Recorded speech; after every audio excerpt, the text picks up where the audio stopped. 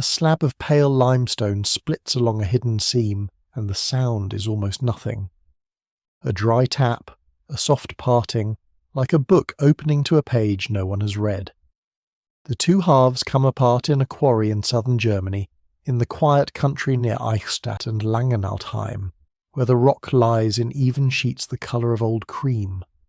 On the fresh face, pressed into stone finer than any paper, there is the shape of a single feather.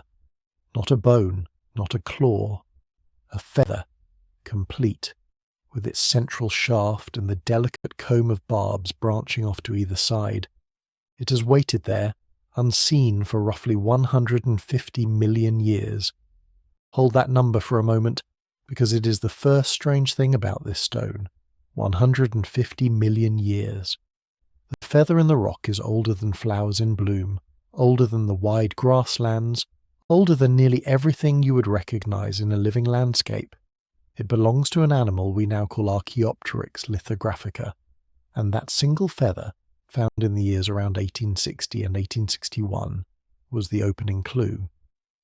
From the same fine limestone would come the bodies themselves. 14 skeletons in all, gathered slowly over more than a century plus that first lone feather. 14 from one small quarrying district, each one a page from the same impossible book. You do not have to do anything with this.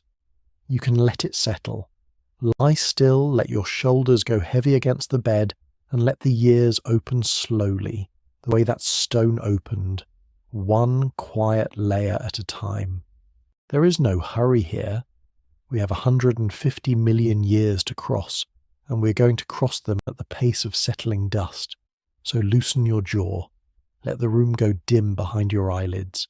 The feather in the rock is not going anywhere, and neither are you. Now look closer at what these quarrymen had actually uncovered, because it does not make ordinary sense. Here is an animal with feathers, real feathers, arranged along its arms in the neat overlapping ranks of a wing. And here, in the same body, in the same slab, is a mouth full of small pointed teeth. Birds today have no teeth at all. Not one living bird carries a tooth in its beak. Yet this creature had them. Rows of little conical teeth, the teeth of a small meat-eating dinosaur. That contradiction sits in a single skull, and it does not resolve. The wing says bird. The teeth say something older. The hands say something older too. Fold your own fingers for a second and feel the joints. The bird's wing has hidden the hand almost completely, fused and shortened it, wrapped it in feathers until the fingers vanish. This animal had not done that yet. On each wing it carried 3 separate fingers, and each finger ended in a curved, functional claw. Little grappling hooks at the leading edge of a feathered arm. Nobody who studies living birds would expect to find them. They are the hands of a small predator that still climbed, still grasped, still held things down. And they are wearing flight feathers. Then there is the tail. A modern bird's tail is a stub of fused bone, a compact anchor for a fan of feathers, nothing more. This animal had a long tail, and not a fleshy one draped over a short skeleton. It was a true bony tail, a chain of more than 20 vertebrae running out behind the hips like a stiff tapering rod. That is a dinosaur's tail. It is the tail of the small coelurosaurs, the slender running theropods that stalked through the Jurassic underbrush. On Archaeopteryx, that dinosaur's tail carried its own row of feathers down each side, so that the whole thing became a long plumed banner trailing behind a body that could very nearly fly. So set the pieces side by side slowly. Teeth of a predator, 3 clawed fingers on each hand, a long jointed bony tail, and against all of that, arms bearing well-developed flight feathers, feathers of exactly the shape that matters most. Because the feathers on those arms were asymmetrical. Look at one feather and you would see that the vein is narrow on one side of the shaft and broad on the other, lopsided, cut like an airfoil. That precise lopsidedness is the signature of a feather built to move air, to generate lift, to work as part of a wing rather than a coat. Symmetrical feathers insulate and display. Asymmetrical feathers fly. This animal had the flying kind on the arms of a clawed, toothed, long-tailed dinosaur. That is why the stone mattered so much, and why it still does. It is not a drawing of what a transitional animal might have looked like. It is the animal, pressed flat into rock so fine that even the individual barbs of the feathers survived. You're not looking at a guess. You're looking at physical proof that a feathered flying creature once carried, in the same body, the mouth and hands and tail of a dinosaur. The two worlds are not next to each other in this fossil. They are inside each other. To understand how a whole animal could be caught so completely, you have to understand the water it fell into, and here the picture softens into something almost gentle. Late Jurassic Germany was not the cool, hilly country it is now. It was warm, low, and half drowned. Picture a scatter of flat islands and reefs lying under a bright subtropical sun, and between them a maze of shallow lagoons. The water was warm and clear and very still, cut off from the open sea by banks and barriers so that little current reached in. In that stillness the water grew heavy with salt, saltier than the ocean, what geologists call hypersaline. It was, in places, water that few things could live in for long. Feel your way into that lagoon world. The air is warm and thick and close, the way it feels near a calm sea on a hot windless afternoon. The light comes down hard and white and lies flat across the water. There is almost no motion, no waves worth the name, only the faint glassy heave of a nearly landlocked pool. Around the edges rise low islands, dry and pale, dotted with the tough plants that could stand the heat and the salt. And beneath the surface always the fine mud is settling, a slow steady snow of lime falling grain by grain onto the lagoon floor. That falling lime is the whole secret. It was carbonate mud, ground impossibly fine, and it sank through water so calm that it settled in perfectly flat, even sheets one after another, undisturbed for years at a stretch. On the bottom the salty stagnant water held little oxygen, so few scavengers crept there to tear a body apart and few burrowers churned the layers. When something died and drifted down, or was washed in off an island after a storm, it came to rest on that soft floor and was slowly, patiently buried by more of the same fine snow. No current dragged it. No animal ripped it. The mud closed over it and pressed it flat, and it kept even the faintest things. The comb of a feather, the impression of skin, the outline of a wing spread wide in the moment it stopped moving. This is why the Solnhofen limestone became one of the great treasure houses of deep time. The very fineness that made it valuable, the smooth even grain, came from that undisturbed settling, and it recorded soft tissue that almost never survives anywhere on Earth. When a slab splits along one of those old bedding planes, it splits along a single day's dust, and what lay on that floor comes back into the light exactly as it fell. A dragonfly with its wings still fanned, a small fish caught mid-turn, and 14 times over, a feathered animal with teeth and claws and a long bony tail laid out flat as a pressed leaf.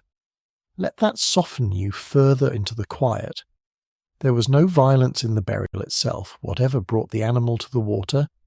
Only the warm, still lagoon, the flat white light, the endless slow fall of pale mud. An animal settling into stillness and being kept. It is, in its strange way, a peaceful image to carry towards sleep. A creature that lay down in warm shallow water 150 million years ago, and was covered so gently, so completely, that its feathers are still legible today. Now here is the claim this whole stone leads to, and it is worth saying plainly and calmly without drama, because it is one of the most solid conclusions in all of paleontology. Birds are not the distant metaphorical heirs of the dinosaurs. Birds are not merely descended from something that once resembled a dinosaur, the way a far-off cousin carries a faint family resemblance. Birds are dinosaurs. Living, breathing, singing dinosaurs. The sparrow on the wire, the pigeon on the ledge, the gull turning over a harbour, each one is a small feathered dinosaur going about its day. The lineage never ended. It only changed shape. That sounds like a large thing to say about a robin at a feeder, so let the fossil earn it slowly. When you place Archaeopteryx beside a small meat-eating dinosaur of its age, and then beside an early bird, it does not sit cleanly on either side.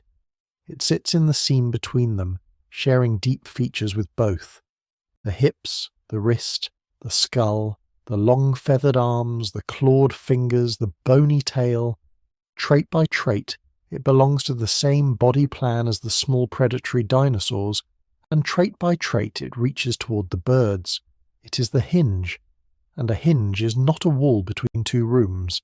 It is the place where one room becomes the other.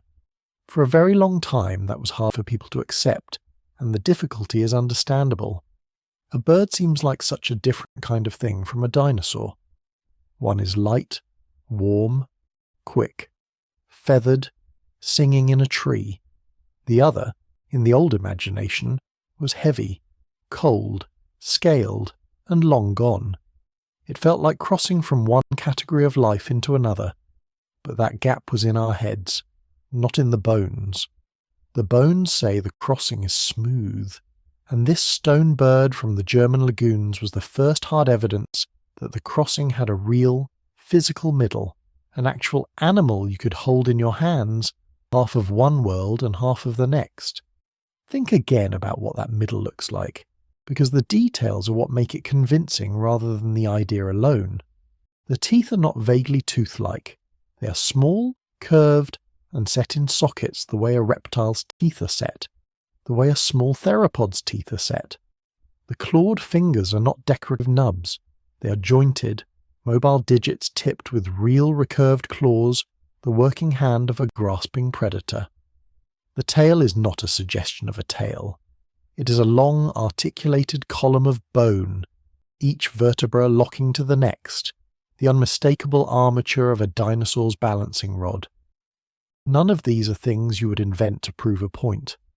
They are simply what came out of the rock, and then over that dinosaur body the feathers, not a fuzz, not a hint, full, structured, veined feathers, arranged along the arm in the tiered overlapping pattern of a wing, and shaped with that flight-ready asymmetry.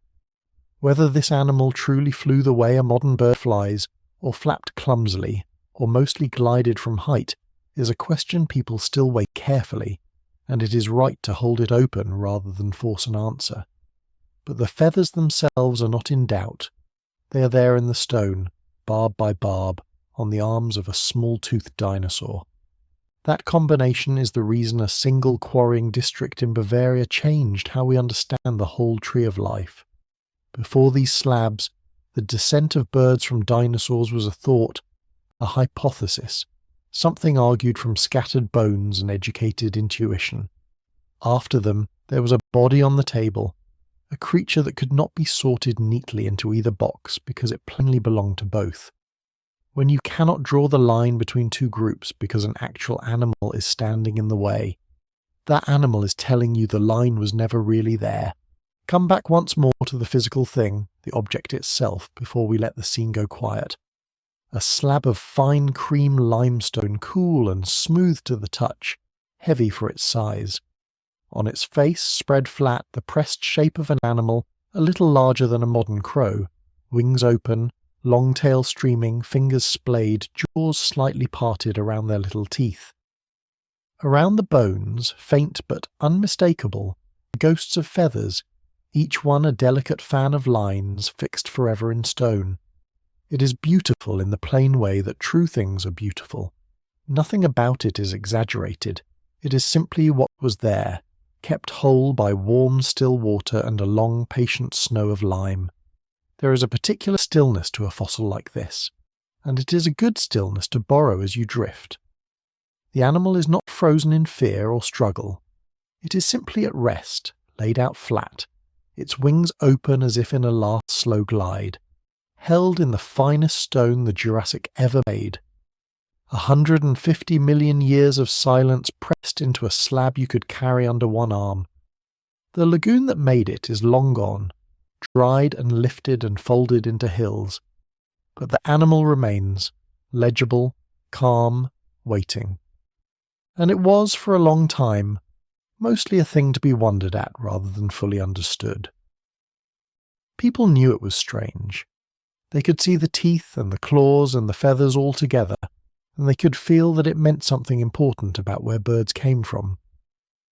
But the deeper meaning, the plain and radical fact that this was not a bird-shaped curiosity, but the living proof that birds are dinosaurs carried forward into the present, took far longer to fully accept. The stone had given up its secret. The world was slow to read it. So it sat, this remarkable object, in the careful light of museums, admired and catalogued and set behind glass. Visitors leaned close to the pale slab and saw a beautiful oddity, a bird with teeth, a lizard with wings, a puzzle from a warm vanished sea. The full weight of what it proved, that the trail from the small dinosaurs runs unbroken all the way to the birds alive today, was there in the rock the whole time, spelled out in feather and bone and tooth. It only needed the right eyes and the right second fossil to be read at last for what it was. Consider the stone itself, because the stone is where all of this begins. Around the towns of Solnhofen and Eichstätt in southern Germany, there is a limestone so fine and so even that people had been prying it out of the ground for centuries. It splits along flat bedding plains, cleanly, into smooth pale sheets. That single property made it valuable long before anyone thought about dinosaurs at all. The rock held a drawn line without smearing, and so it was cut by hand for printing plates slab after slab. Workers learned its temper the way you learn the grain of a familiar piece of wood. They knew where it would part and where it would fight them. To understand why this rock matters, you have to go back much further, to the late Jurassic, roughly 150 million years ago. This part of Germany then sat under warm, shallow tropical water. The best evidence points to quiet lagoons, likely hypersaline, ringed by low islands, with still water above and soft lime mud below. Nothing stirred the bottom. No burrowing animals churned it, no strong current scattered it. When something drifted down and settled into that undisturbed mud, it stayed exactly where it lay. Layer by patient layer, the carbonate hardened around it. That is the reason the fine detail survived at all. So the same quality that made the stone good for printing made it a near-perfect recording surface. A leaf, a small fish, the delicate legs of a shrimp, all of it could be held in the rock as a crisp impression. And as it turned out, something far stranger than a fish could be held there too. The first clue was small enough to overlook. In the quarries near Solnhofen in 1860 and 1861, the working stone gave up a single feather. Not a bird, not a skeleton, just the impression of one feather pressed into the pale surface. It was clearly a feather. It had a central shaft and rows of barbs fanning off to either side, and one side of the vein was narrower than the other. That asymmetry is not decoration. It is the shape of a feather built to move air, the signature of a wing rather than a coat of insulation. Held in Jurassic limestone, it should not have been there. Feathers, everyone understood, belonged to birds, and birds belonged to a much later world. Then, in the same window of years, the stone gave up something much larger. A skeleton emerged from the quarry work, and it did not behave. It carried the imprint of feathers along its arms, long and asymmetrical, the feathers of a wing. But the body they were attached to was wrong for a bird in almost every other respect. There were teeth set in the jaws, small and sharp, where a bird should have a beak. There were fingers, real fingers, tipped with curved claws, standing free at the leading edge of the wing, and behind it all trailed a long bony tail, a rod of many vertebrae, exactly the kind of tail you would expect on a small meat-eating dinosaur, not the short fused stub that anchors a modern bird's tail feathers. Sit with that contradiction for a moment, because the people who first held these slabs had to. The animal was reptile and bird at once, refusing to be filed under either heading. This is the true texture of fossil identification. It is not a single flash of certainty. It is a slow argument between features that seem to belong to different creatures. On one slab you have the crisp, aerodynamic vein of a flight feather, the most bird-like thing imaginable. On the same slab, inches away, you have a mouthful of teeth and a lizard's tail. The evidence does not resolve itself. Someone has to weigh it, and here is the detail that is easy to forget. The people physically opening these stones were not scientists. They were quarrymen working the limestone for a living, splitting sheets for the printing trade. Their hands, their chisels, their practiced sense of where the rock would part, all of that is what first exposed a feather and then a feathered skeleton to the daylight. The greatest discovery was made by people who were looking for building stone and printing plates, not for the ancestry of birds. That is worth remembering whenever you picture a fossil coming to light. Very often the first witness is someone doing ordinary patient work with their hands. This is the moment to pause and say a quiet thing directly to you. If you are finding some rest in this slow walk through deep time, you can follow or subscribe wherever you are listening, on Spotify, on YouTube, or in your podcast app of choice. Now let the specimens keep surfacing, because they did not all arrive at once. They came out of the ground one by one across decades, not in a single season. A quarry near Langenaltheim would yield one. Workings near Eichstätt would yield another. Each new slab surfaced years or even a lifetime apart from the last. In all, 14 body fossils of this animal are known today, every one of them from this same limestone in this same corner of Bavaria, together with that first lone feather. 14. For an animal that has reshaped how we think about the whole history of birds, that is a startlingly small pile of stone. You could gather the essential evidence into a single modest room, but they were not gathered into a single room. As each one surfaced, it was bought, traded, and carried away to whichever collection could secure it, and those collections sat in different cities, under different curators, in different countries. The specimens scattered, and because they surfaced so far apart in time, each was examined by different eyes, in different decades, with different assumptions about what it could possibly be. One might be read as a bird with unusual features. Another might be read, at first, as something else entirely, a small reptile that only later revealed its feathers under closer study or better preparation. Some were misidentified, set aside, then pulled back out and read again when the questions around them had changed. Think of what that scattering really means. This is a single kind of animal, from a single narrow slice of rock, from a single small region, and yet the record of it was broken apart and filed like pages torn out of one book and slipped into separate drawers across Europe. To read the whole book, you had to travel. You had to hold one page in one city, carry its memory to another city, and lay it beside a different page there. No one could open all 14 at once. The understanding had to be assembled slowly, across borders, out of specimens that never sat together, and each page carried the same stubborn double message. Look at the wing, and you see a bird. The feathers are long, veined and asymmetrical, shaped by the demands of moving through air. Look at the skull, and you see a reptile, teeth lined along the jaw. Look at the hand, and you see a small predator, clawed fingers still separate and grasping.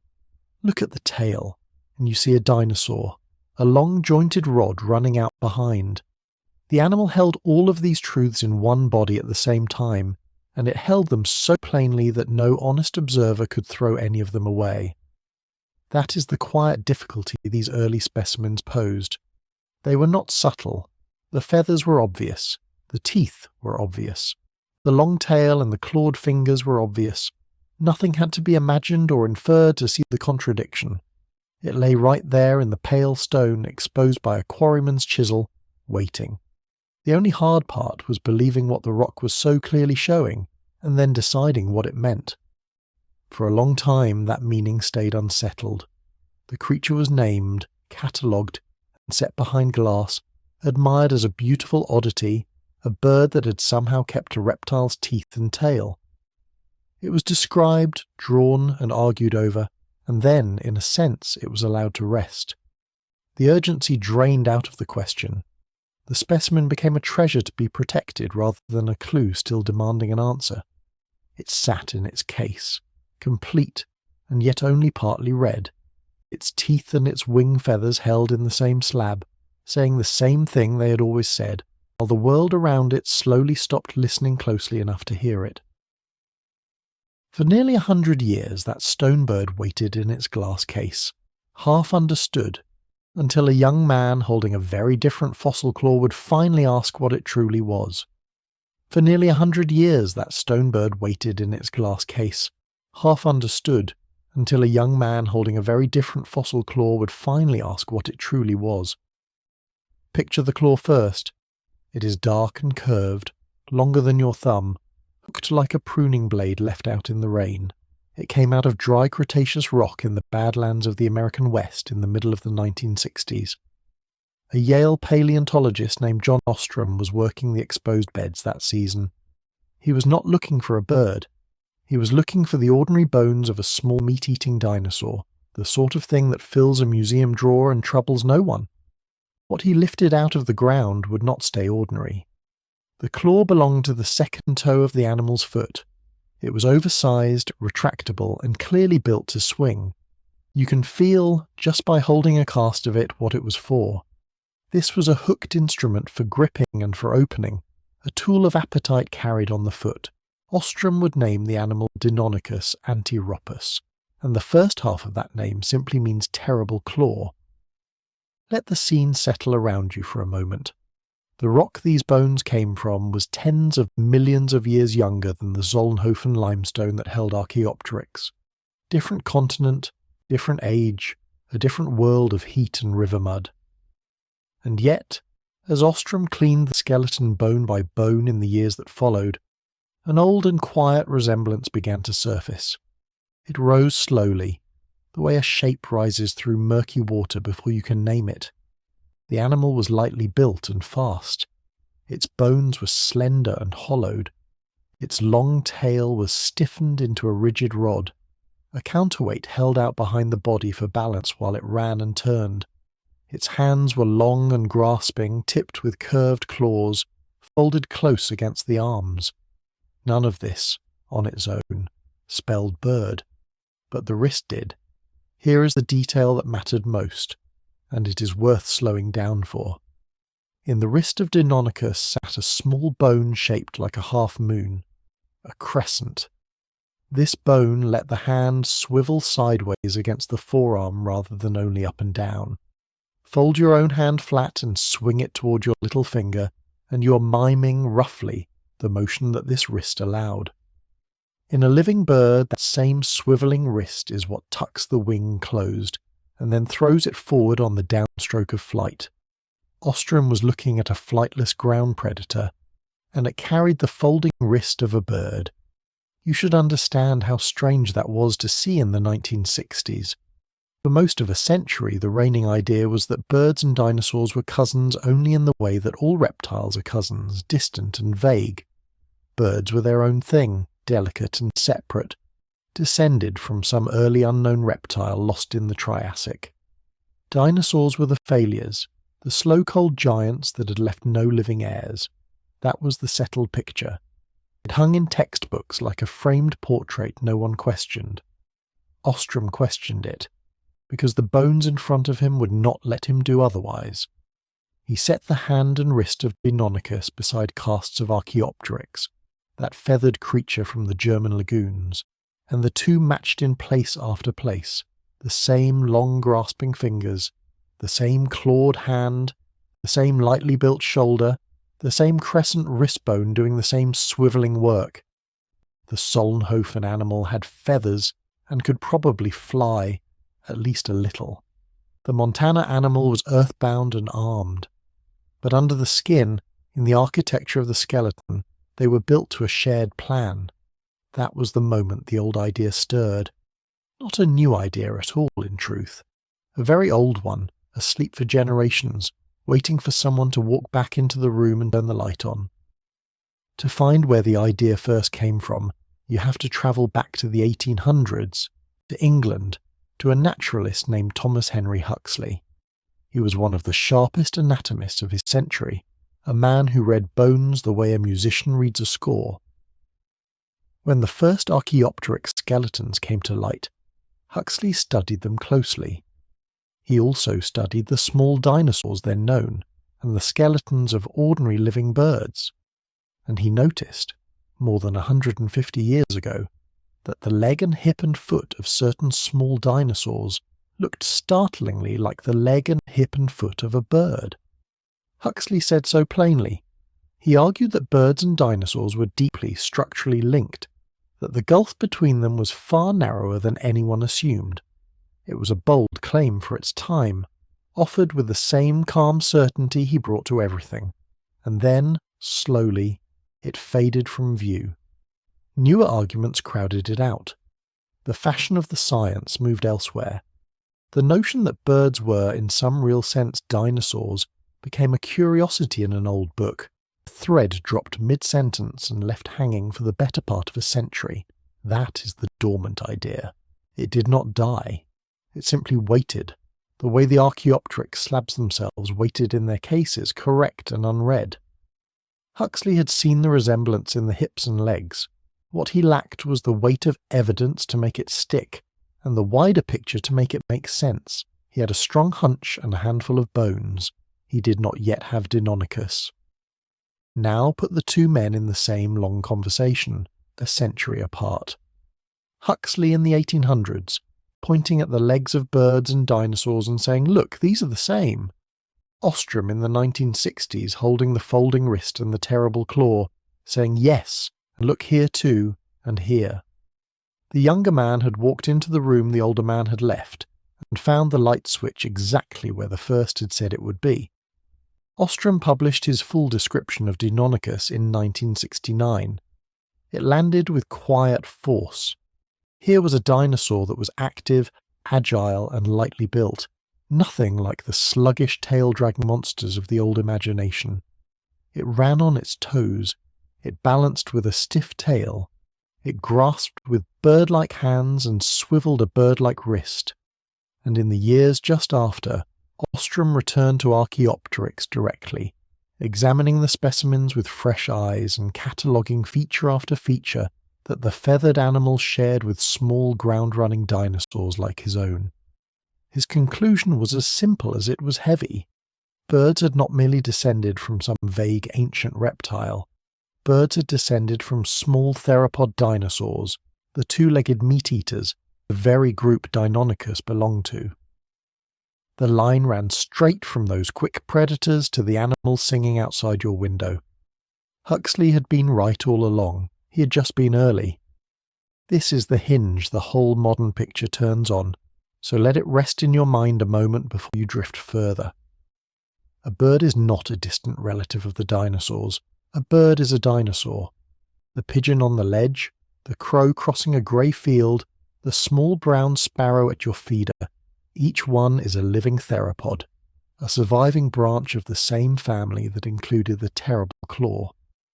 When you hear birdsong at dawn, you are hearing the voice of a lineage that is well over 200 million years old and never actually ended. The revival of that single idea set off what people would come to call the dinosaur renaissance. It is a fitting word, renaissance, a rebirth, because what came back to life was not only a hypothesis, it was a whole way of seeing these animals.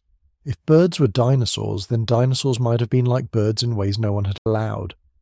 Warm, perhaps, fast, alert, socially complex, built for living, not for lumbering toward extinction. The cold grey giants of the old textbooks began to warm and quicken and lift their heads. A generation of scientists, many of them Ostrom's own students and readers, carried that energy forward into decades of new work. And it all traced back to a wrist bone the shape of a half-moon and a man patient enough to set it beside a bird. Before we follow the idea to the place where it would finally be proven in the flesh, let me say one quiet thing to you directly. If these slow walks through deep time are helping you rest, you can keep them close. You can follow or subscribe wherever you are listening, on Spotify, on YouTube, or in your podcast app of choice. That is all. Now let the room go dark again, and let us go back to the bones. Because here is the honest problem that sat at the heart of the dinosaur renaissance. The difficulty Ostrom himself understood better than anyone. His entire case was skeletal. Every point he made, every match he drew between Deinonychus and Archaeopteryx lived in the hard parts, the bones and the joints and the claws, the wrist, the hand, the hip, the tail, the pieces that fossilize easily and last for 100 million years. He had built a beautiful, careful argument entirely out of stone. But a bird is not only its skeleton. What makes a bird to the eye is the covering, the feathers, the soft outer garment that no ordinary fossil preserves, the thing that rots and scatters and blows away long before the mud closes over the bones. Ostrom could show you that Deinonychus was built like a bird underneath. He could not show you that it wore anything like a bird on the outside. The feathers were exactly the evidence he did not have. Think about how uncomfortable that gap really was. The skeptics had a fair question, and they asked it. If birds truly came from these small dinosaurs, then somewhere in that lineage feathers had to begin. Somewhere, a running, earthbound predator had to start growing the fine branching structures that would one day become a wing. Where was that animal? Archaeopteryx had feathers, yes, but Archaeopteryx already looked half bird. Show us, the doubters said, a real ground dinosaur, a creature no one would mistake for a bird wearing feathers on its back. Show us the covering on something that plainly could not fly. Then we will believe the covering came first, before the flight, deep inside the dinosaur family. For years, no one could. The bones kept accumulating and kept agreeing with Ostrom. Skeleton after skeleton confirmed that theropods and birds shared their inner architecture. But the outer proof, the feathers on an undeniable dinosaur, stayed absent. The argument was strong and it was skeletal, and everyone on both sides knew that a skeletal argument, however elegant, has a ceiling. You can reason your way toward feathers. You cannot see them in a foot bone. You need the thing itself pressed flat and dark against the rock. There is a particular kind of patience this part of the science demands, and it is worth sitting with as you rest. A correct idea can wait a very long time for its proof. Huxley waited a century for Ostrom. Ostrom, in turn, would wait decades for the covering that would finish his case. The wristbone told him what these animals were on the inside. Only the feathers could tell the world what they wore, and the feathers were somewhere else entirely, sleeping in a rock he had never seen. So the question narrowed to a single missing image. Not a jaw, not a claw, not another clever match of joints. A feather. A real feather, or better yet a whole coat of them, laid out unmistakably across the body of an animal that walked the ground and hunted with its hands and could not have flown at all. Find that, and the argument stops being an argument. Find that, and the doubters have nowhere left to stand. It would change everything about how the whole world pictured these creatures, not just the specialists who read the bones. For a while, it seemed like the kind of fossil that might not exist. Feathers are fragile beyond belief. To preserve one, nature has to do something almost impossible. It has to bury the animal fast, gently and completely, in mud so fine and still that even the thread of a single barb leaves its shadow before it can decay. That combination is rare. The Solnhofen lagoons had done it once for Archaeopteryx in Germany 150 million years ago. But that was a bird already. What Ostrom's idea needed was another place like Solnhofen, a place of impossibly fine sediment and sudden burial, but one that had caught dinosaurs in the act of not flying. You can imagine the field, though no one yet knew where it lay. A landscape of quiet lakes, volcanic ash drifting down like slow grey snow, settling over the water and the reeds and whatever lived along the shore. Animals dying and sinking into mud so soft it held their outlines like wax. Layer on layer of that fine grey sediment pressing down over ages, turning to shale, keeping it secret. Somewhere on the earth such a place existed, already made, already full, waiting only to be split open. Turn now in your mind and face east, away from the dry American badlands where Deinonychus came to light, across the whole width of the world, to the northeast of China, to a province of low hills and farmland called Liaoning. Under those fields lie beds of fine grey lake shale, the kind that splits into flat pages when you tap it, each page a preserved moment from the early Cretaceous. That shale had been forming for 130 million years, quietly holding whatever had drifted down into those ancient waters and been sealed by the falling ash. No one in Ostrom's circle knew yet what that ground contained. The evidence he had spent his life reaching toward was already there, already complete, already pressed into the rock and waiting in the dark. It had been waiting since long before the first human walked the earth, patient as only stone can be.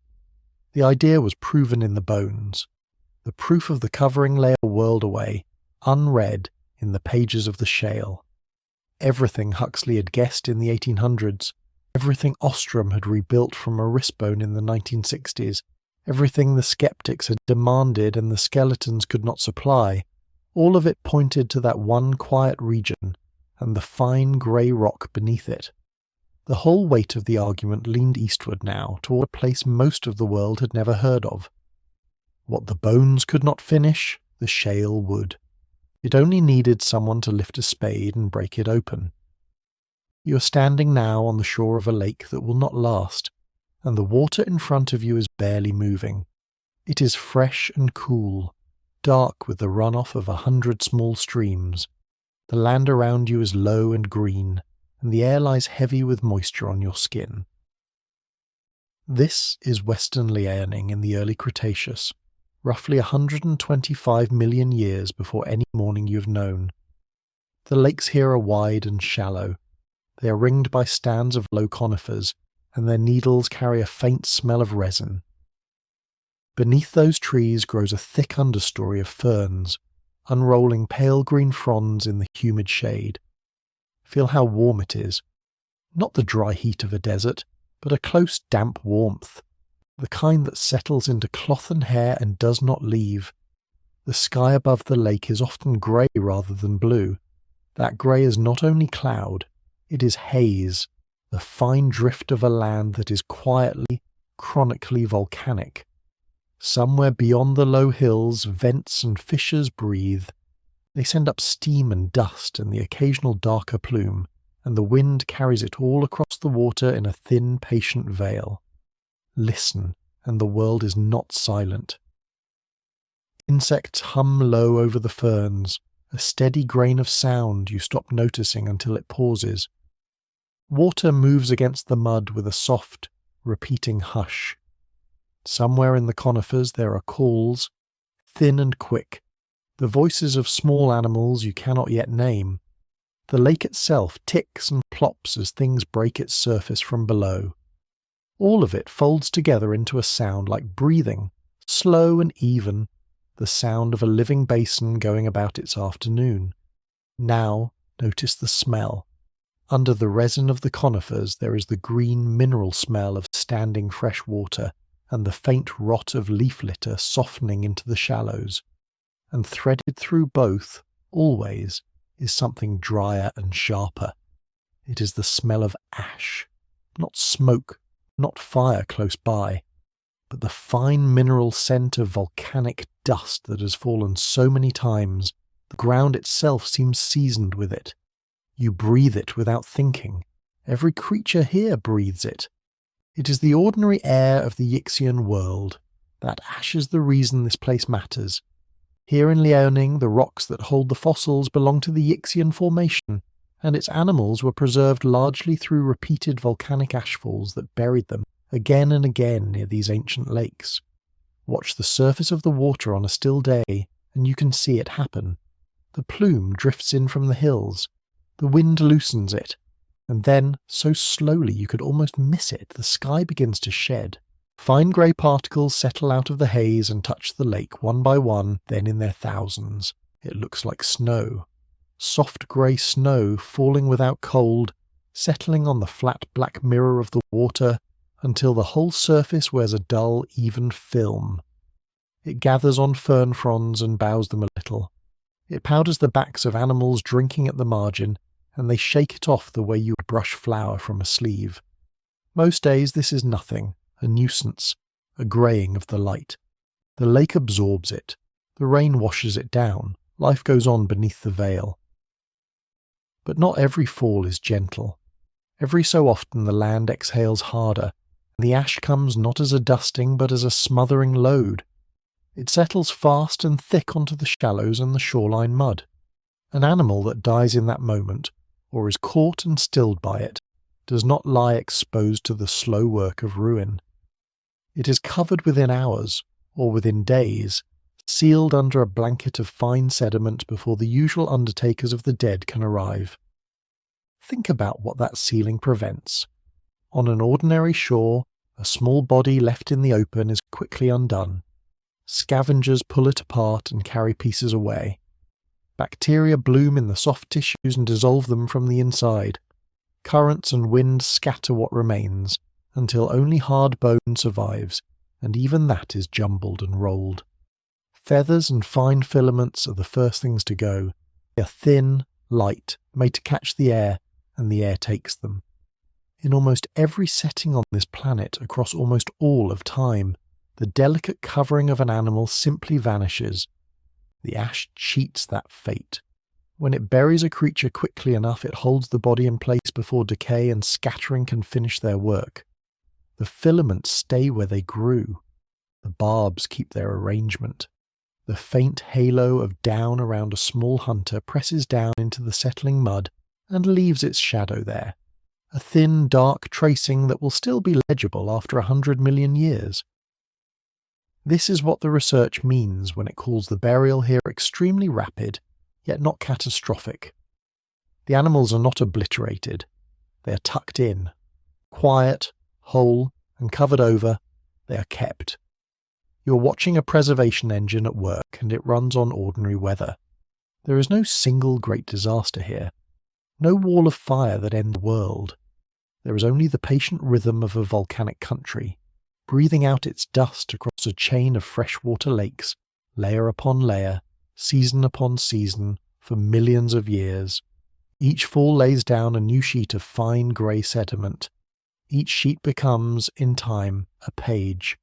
Stack enough of them, press them under their own weight, and you have built a book of thin grey shale that splits cleanly along its beddings, one leaf at a time. Hold that image, because it helps to set this place beside another. Far away, and much earlier, the limestone of Solnhofen in what will become Germany kept its own treasures. But it kept them a different way. Those were warm, shallow lagoons in a tropical Jurassic sea. Water so salty that little could live in the depths of it. Water so still that fine lime mud drifted down and settled without disturbance. A body that sank into that quiet mud lay in a place with no currents to roll it, and few scavengers to find it. There the preservation came from stillness, from a soft, undisturbed floor, where a feather could press into lime and simply stay. 2 recipes, then, for the same rare miracle. Solnhofen kept its animals through calm, through the slow settling of lime in a dead salt lagoon. Liaoning kept its animals through speed, through the sudden mercy of ash falling faster than rock could move. One was a hush, the other was a burial, but both did the impossible thing, both held on to softness, the parts of an animal that were never meant to survive, the down and the barb and the fine filament that catches the light. So stand here a while longer in the Ixion afternoon, before any of these buried animals has a name, before a single slab has been lifted and read. The lake stretches out flat and grey under the drifting haze. Conifers lean at its edges, and the ferns move a little when something passes through them. The air is warm and wet and faintly mineral, and the ash keeps falling in its soft, unhurried way, snow that never melts, settling over the water and the mud and the still shapes at the margin. Down there, under the newest sheet of grey, the record is already being written. Not in bone alone, but in the shadows of things that should have rotted away and did not. A halo of filaments around a small body, the imprint of a covering pressed flat and kept. Each ash fall closes another page over another animal, and the pages stack and press and harden and wait. They will wait through the rest of the Cretaceous. They will wait through the long cold aftermath that follows it. They will wait grey and patient and unread for a very long time indeed. That is the strange gift of this ordinary volcanic place. It did not merely kill its animals and lose them. the way almost every landscape does. It caught them mid-life and mid-detail, and it filed them carefully into stone. The argument about what these creatures were, whether the line between dinosaur and bird was real or imagined, had been running for more than a century by then, carried by hard bone and careful comparison. But bone can only say so much. The final proof, the covering itself, lay sealed beneath these lakes, held in the fine grey mud, waiting to be lifted into the light. The bones had argued the case, yet the feathers were still missing, still waiting under the grey lake shale of a place called Liaoning. The bones had argued the case, yet the feathers were still missing, still waiting under the grey lake shale of a place called Liaoning. Picture the ground that would one day hold them, a shallow freshwater lake in the early Cretaceous of what is now northeastern China, somewhere between 131 and 120 million years ago. Conifers stand along the shoreline in dark ranks. Ferns crowd the lower banks, unrolling their fronds in the damp. The air smells faintly of sulphur because this is a restless country, stitched through with volcanoes that breathe and cough and occasionally roar. A small meat-eating dinosaur moves along the mud at the water's edge. It is no larger than a house cat stretched long, perhaps 3 feet from snout to tail tip, most of that a whip of vertebrae trailing behind. It runs on 2 slender legs, its arms are short, its jaws lined with fine teeth, and along its back, its neck, its long tail, runs a fringe of thread. Not scales, not skin, a soft, downy fringe of simple filaments, standing up from the body like the nap of worn velvet. You would not call it a bird, you might not even call it beautiful, but you would remember that fringe. This animal is Sinosauropteryx prima, and it matters more than almost any dinosaur you could name, because when a farmer split open its grave in the fine shale of Sihetun, the filaments came out of the rock too. A faint halo of thread-like impressions ran along the spine and down the tail, printed into stone as clearly as the bones themselves. Here, at last, was a dinosaur outside the bird lineage wearing something that was not armour and was not hide. Sinosauropteryx became the first non-avian dinosaur ever found with direct fossil evidence of feathers. The slab that carried it did a strange thing on its way to science. It split cleanly into 2 matching pieces, a top and a bottom, each holding a mirror of the skeleton. The 2 halves were sold separately, one to the National Geological Museum of China in Beijing, the other to the Nanjing Institute of Geology and Paleontology. For a while the same animal lay in 2 cities at once, each museum holding half a ghost. When researchers finally set the halves together in their minds, they saw the same truth on both. The fringe was real. It was not decay, not an accident of burial, not a trick of the light.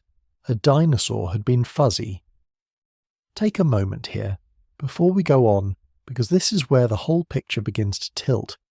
If you have ever pictured dinosaurs as grey and pebbled and reptilian, this is the animal that started to undo that image, thread by thread. Stay with these small feathered creatures as they surface one by one from the Liaoning shale.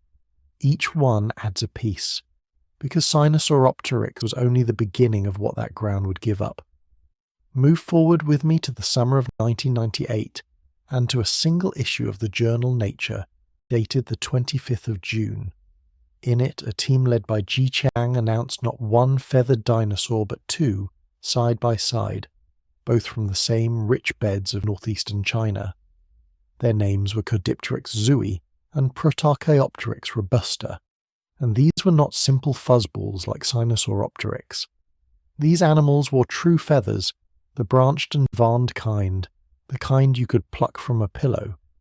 Consider Caudipteryx first.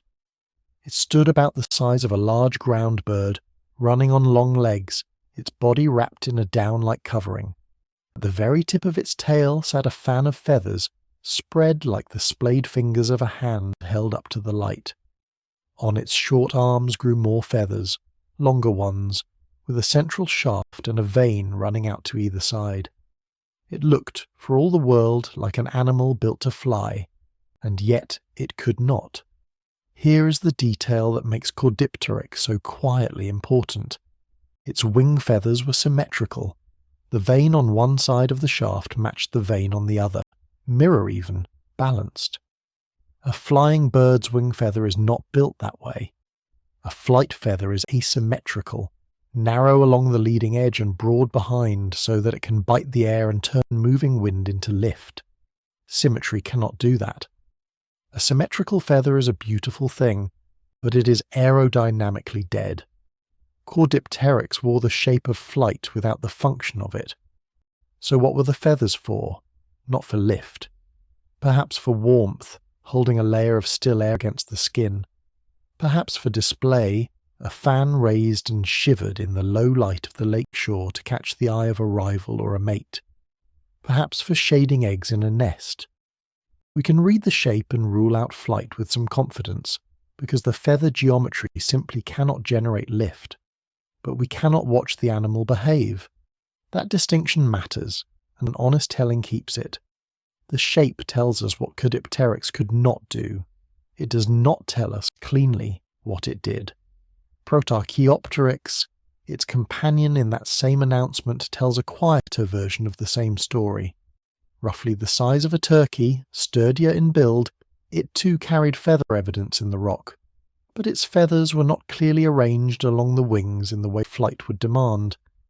It was another feathered animal that did not fly, another branch wearing the plumage before the purpose, and crucially, when the anatomy was studied, both Archaeopteryx and Archaeopteryx sorted out not as true birds but as non-avian theropods, dinosaurs standing close beside the bird lineage rather than within it. They were cousins, not ancestors. They show you the neighbourhood the birds came from, not the birds themselves. Sit with what that means. Feathers, real veined feathers, were spread across a family of ground-bound dinosaurs that had no more use for flight than a running ostrich does today. The covering came first, the flying came after, if it came at all, and in Liaoning both stages lay in the same grey stone, only a few strata apart. Now let a true bird into the scene, because Liaoning held those as well. Its name is Confuciusornis sanctus, first reported to science in 95, dated to that same long window between roughly 131 and 119 million years ago. If Sinosauropteryx is rare and precious, Confuciusornis is the opposite kind of miracle. It is common, astonishingly, almost absurdly common. Hundreds upon hundreds of specimens have come out of the Liaoning beds, more than of any other bird in the entire Mesozoic record. Whole slabs have been found crowded with them, as though a flock died together and settled into the mud in a single event. Confuciusornis is the most abundant Mesozoic bird known, and that abundance lets you look at a single kind of early bird from every angle, in every posture, at every size, and what you see when you look is a body caught partway between dinosaur and modern bird. Confuciusornis had a beak, not a mouthful of teeth like Archaeopteryx before it, but a true beak, toothless and sheathed in horn, among the very earliest such beaks known in any bird. Run your attention across that jaw, and you are looking at one of the first faces in history to trade teeth for a bill. At the other end of the animal, another change. Confuciusornis did not carry the long bony whip of a tail that Sinosauropteryx dragged through the mud.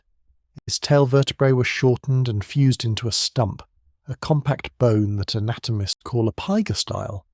It is the bone that anchors the fan of tail feathers in a living pigeon. In Confuciusornis you can watch the long reptilian tail collapse into that neat avian knot. The front of the animal is becoming a bird's face, the back of the animal is becoming a bird's tail, but could it fly? Here honesty asks you to slow down again. Some Confuciusornis specimens preserve long, elegant streamer feathers trailing from the tail, and the arms carried real wings. Yet the breastbone, the sternum, tells a cautious story. In a strong flying bird, the sternum bears a deep keel, a blade of bone where the great flight muscles anchor and pull. The Confuciusornis sternum is relatively weak and less keeled. That has led many researchers to doubt it could beat its wings with real power. Some argue it managed only a limited fluttering flight. Others, reading the same bones and running this biomechanics, argue for an efficient combination of flapping and gliding. The debate is open, and it deserves to stay open in your mind. This early bird could clearly do something with its wings. Exactly how much remains genuinely unsettled. Before we follow the feather deeper, let me leave one small thread with you. The way you are listening tonight. If these slow walks through deep time are the thing that carries you down towards sleep, you can keep them close. You can follow or subscribe wherever you are listening, on Spotify, on YouTube, or in your podcast app of choice. Then let the lakeshore return, and the ash, and the small feathered dead. Because there is one more animal from this world that changes how you should picture all the others, and it comes with a colour. Its name is Anchiornis huxleyi, a small Paravian from the bird line, a close cousin of the earliest true birds. It was a delicate creature, four-winged in a sense, carrying long feathers on both its arms and its legs, and in 2010 a study published in the journal Science did something that had never truly been done for any dinosaur before. It gave Anchiornis back its colours. Here is how, because the method is as remarkable as the result. Feathers get much of their colour from tiny structures inside them called melanosomes, tiny packets of pigment, and melanosomes have shape. In living birds, the melanosomes that produce black are long and sausage-like, while those that produce reddish-brown are shorter and rounder, and each colour tends to keep its own form. Those shapes can survive in exceptional fossils, printed at a scale far smaller than a single feather. So a team led by Quango Li sampled 29 tiny chips of tissue from across one Anchiornis specimen, head to tail, wing to leg. Under high magnification they measured the melanosome shapes in each chip.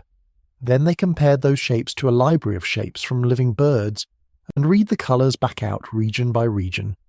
The picture that emerged is oddly vivid.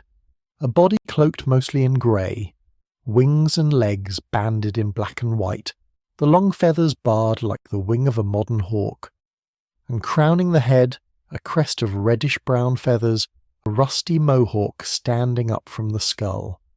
Strand by strand from those 29 little samples, a dinosaur that had been dead for well over 150 million years got its face back.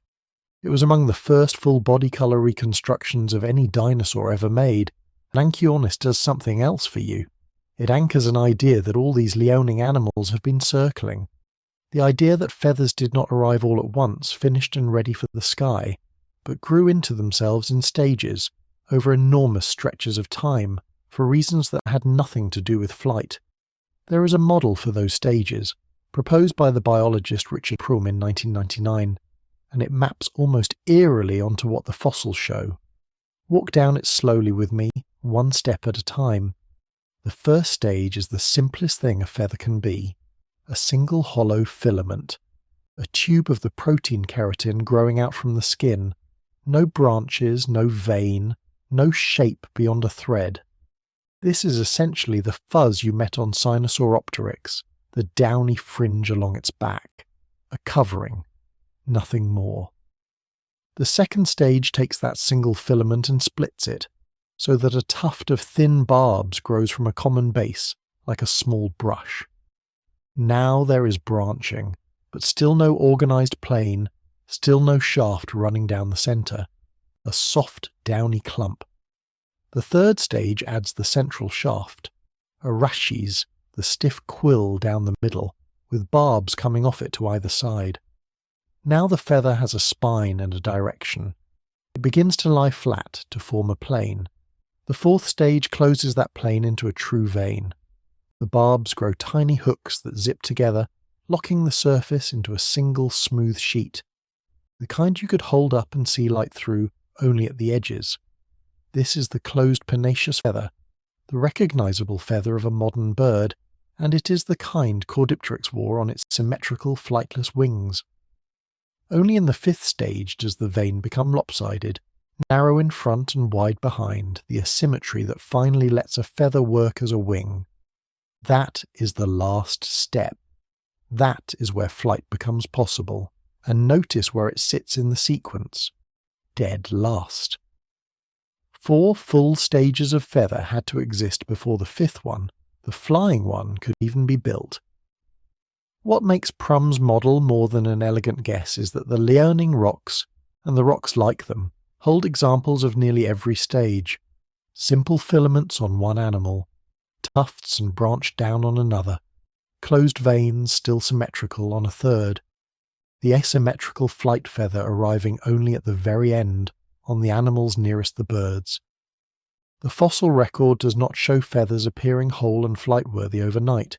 It shows them assembled step by patient step, and the simple filamentous fuzz predates any flight-capable feather by tens of millions of years. So when you next imagine why a dinosaur grew feathers, do not start with the sky. Start with the cold. A thread of down traps a layer of still air against warm skin, and warmth is worth a great deal to a small active animal on a cool night by a lake. Start with the eye. A patch of dark barbs, a rusty crest, a fan raised at the tail, all of it visible to a rival across the mud. Insulation and display, warmth and signal. Those came first by a very long margin. Flight was a latecomer that borrowed a structure already built for other work. Now step back from the animals and look at the ground that gave them to us, because the Liaoning fossils are a gift with a particular machinery behind them.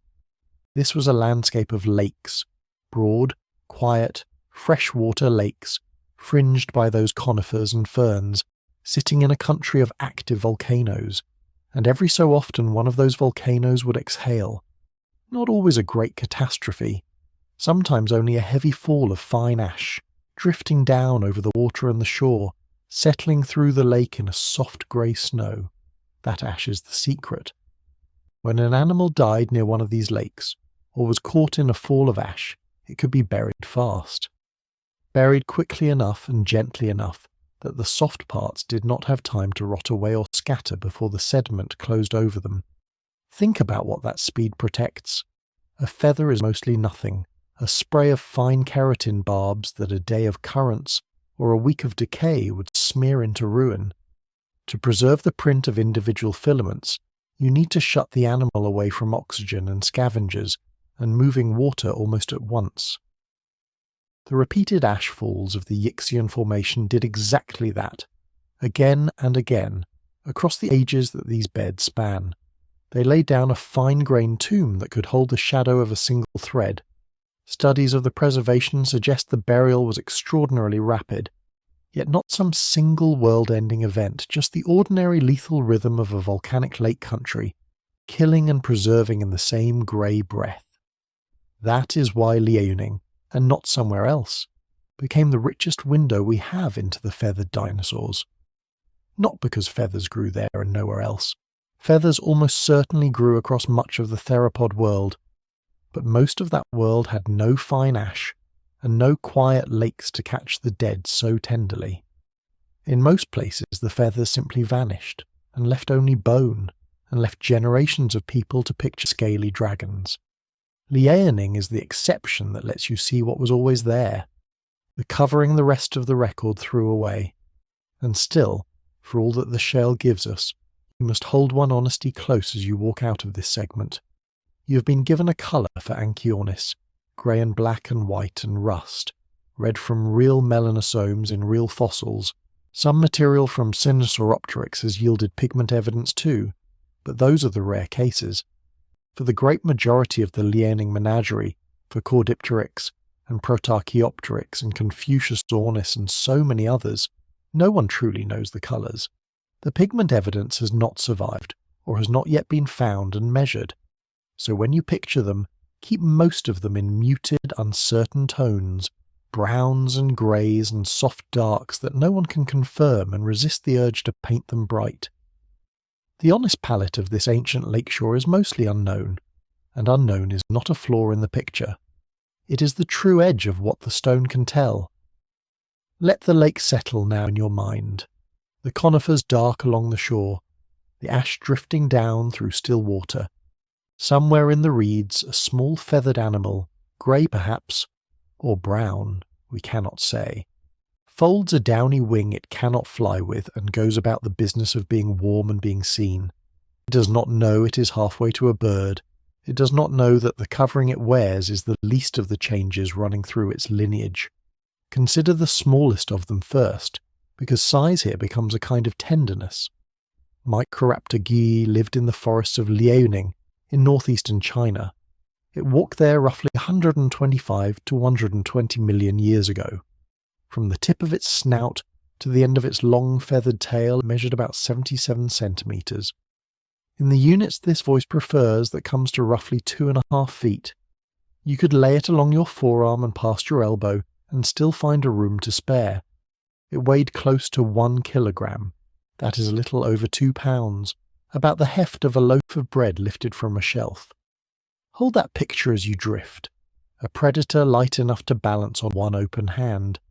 And this small animal wore 4 wings, not 2. Long flight feathers ran down both its arms and both its legs. When paleontologists modelled a well-preserved specimen, they saw something like a living biplane, 2 sets of surfaces stacked to catch the air. Whether it truly flew or only glided from branch to branch remains an honest question. The feathers are real and measured. The exact way it moved through the Cretaceous canopy is still argued, calmly, in the journals. Now let the scale swing the other way, as far as it can go. Yutyrannus huali came from the same broad region of Liaoning. It was described by Xu Sheng and his colleagues in the year 2012. It stretched somewhere between 29 and 30 feet from nose to tail. Picture the length of a school bus idling in the dark and you are close. It weighed in the neighbourhood of 1,400 kilograms. That is roughly 3,100 pounds, heavier than a small car you might see parked at a curb. Set the loaf of bread beside the small car. Both of them wore feathers. Both belong to the same long family of meat-eating dinosaurs. That single comparison undoes an old assumption quietly.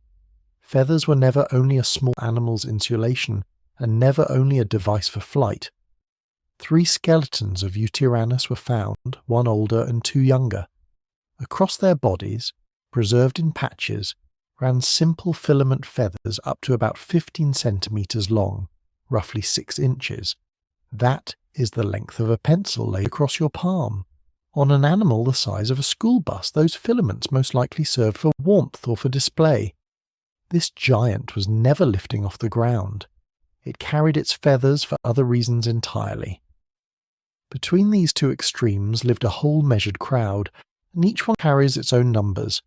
Let them arrive slowly, the way names arrive in a quiet room. Sinosauropteryx prima was the animal that opened the door. A farmer named Liaoning split a slab of fine grey lake shale at Solnhofen in Liaoning in August of 1996. Along the little meat-eater's back and tail ran a faint halo of thread-like impressions. It became the first dinosaur outside the bird lineage ever shown to carry feather-like structures. The slab was later separated into 2 matching pieces. Each half went to a different Chinese museum, one in Beijing, one in Nanjing. That single discovery sat inside a rich window of deep time.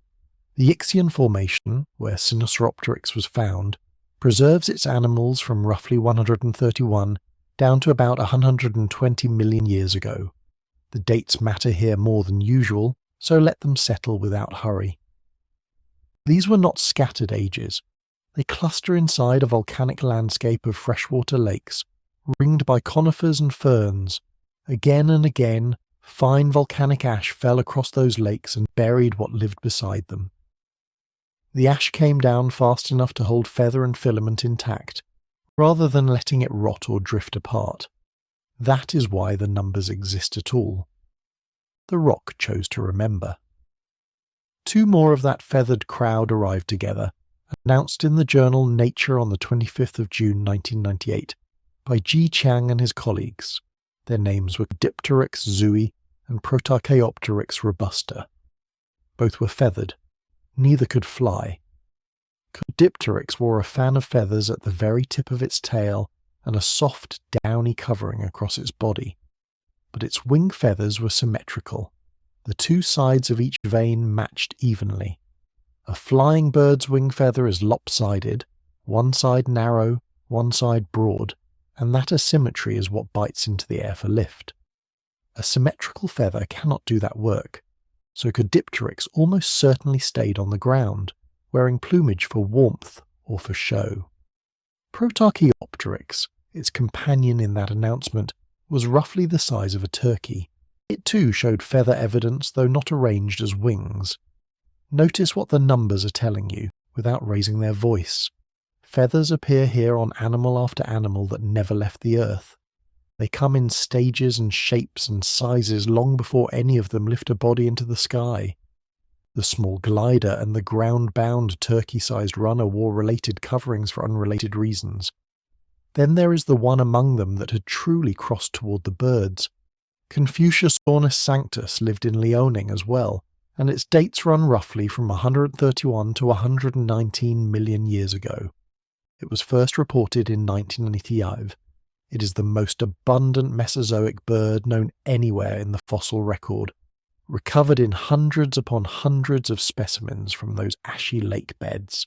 In your mind, fill a long museum drawer with slab after slab, each holding the same crow-sized outline, and you begin to feel the number. This little animal had a toothless beak sheathed in horn, among the earliest such beaks known in any bird. It had a shortened fused tail, a small bony stub where a long dinosaur tail used to be. Whether Confuciusornis truly flew with power is still an open matter. Its breastbone carried only a weak keel, and a keel is where the great flight muscles anchor. Some researchers read that shallow keel is a sign of limited flapping, more glide than drive. Others argue for an efficient mix of flap and glide. The honest position is to hold both, and to let the animal stay a little mysterious. It sat on the threshold, neither fully the old thing nor entirely the new.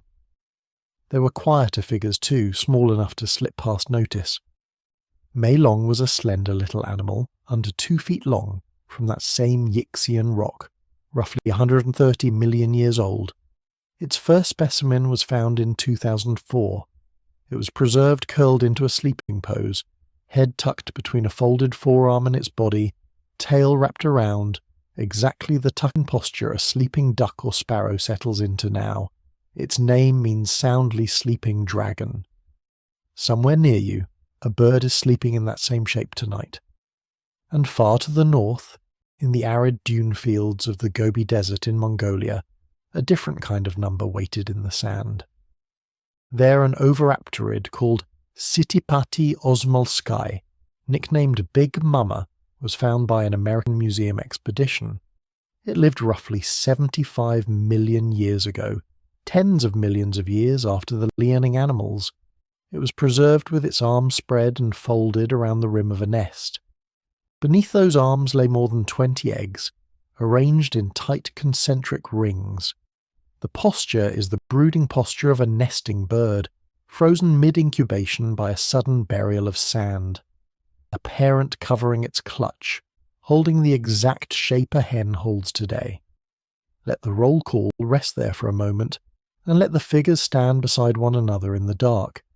Microraptor at 2.5 feet and about 2 pounds, light as that loaf of bread. Yutyrannus near 30 feet and 300 pounds, heavier than the small car at the curb. Sinosauropteryx and its Yixian neighbours laid down between roughly 131 and 120 million years ago. Confuciusornis abundant across nearly the same span, its beak already toothless. Archaeopteryx and Archaeopteryx announced in the summer of 1998, feathered and flightless both. Big Mama in the Gobi, brooding her 20 eggs around 75 million years back. You could weigh every one of these animals. You could pace out their lengths across a floor. You could pin each to a date in deep time and set it in order. They are that solid, that measured, that real. And every last one of them carried its feathers where you would first think to look for them, on the outside, laid over the body where the light and the rain and the fossil slab could find them. The plumage is the part that made the headlines. The filament halo around Sinosauropteryx, the 4 wings of Microraptor, the 6-inch fuzz of the giant, the fan on the little tail of Chicxulub. That is the covering the eye lands on. That is the surface the world noticed first. But the surface was never the deepest change in these animals. Weigh Microraptor in your hand, and the truest wonder is not the feathers at all. It is what those 2 pounds are made of, and what they are missing. Something inside the giant and the glider alike had already shifted, long before the feathers grew long enough to matter. The feathers were only the covering, and beneath them a stranger change was already finished, written into the very hollows of the bones. The feathers were only the covering, and beneath them a stranger change was already finished, written into the very hollows of the bones. Picture the skeleton without its feathers now, laid open on the slab. The feathers were only the covering, and beneath them a stranger change was already finished, written into the very hollows of the bones. Run a fingertip in your mind along one of those long bones. It is not solid the way you expect a bone to be. Where you imagine dense marrow, there is air, chambered, light, threaded through the skeleton like the inside of a honeycomb. This is the quiet secret of the bird body, and it was built long before any bird. You're looking at pneumaticity, the technical word for bone invaded by air. In a living bird, the lungs are not sealed bags that swell and empty. They are pinned open, connected to a network of air sacs that reach out beyond the chest and push, in some species, right into the bones themselves. A pigeon's upper arm bone can be hollow and dry inside, filled only with air. It is one of the reasons a bird can be so large in outline and weigh so little in the hand. Follow that trait backward through deep time, and it does not begin with feathers or with flight. Unambiguous skeletal evidence of this air-filled bone first appears in the late Triassic, roughly 210 million years ago, in the archosaurs that sit on the bird side of the reptile family tree. That is tens of millions of years before Archaeopteryx, before the Solnhofen lagoons even existed as we know them. The lightening of the skeleton came early. It came before there was any sky to use it in. Let that settle for a moment, because it rearranges the order of things. You might have assumed the hollow bone was a gift of flight, carved out by the need to leave the ground. Instead, the hollow bone was already there, waiting, part of a breathing system that served animals with both feet planted firmly in the mud. The air sacs came first as a way to breathe, not a way to fly. Flight would simply inherit them, much later, the way you inherit a house someone else built. And the breathing itself was extraordinary, if the fossils are read correctly. A bird moves air through its lungs in a single direction, a smooth one-way current, rather than the in and out tidal breathing you do right now as you lie still. Fresh air flows across the gas exchange surfaces on both the inhale and the exhale. It is one of the most efficient respiratory systems any land animal has ever carried. And the scaffolding for it, the sacs and the pneumatic bone, was assembling itself inside creatures that would never once beat a wing.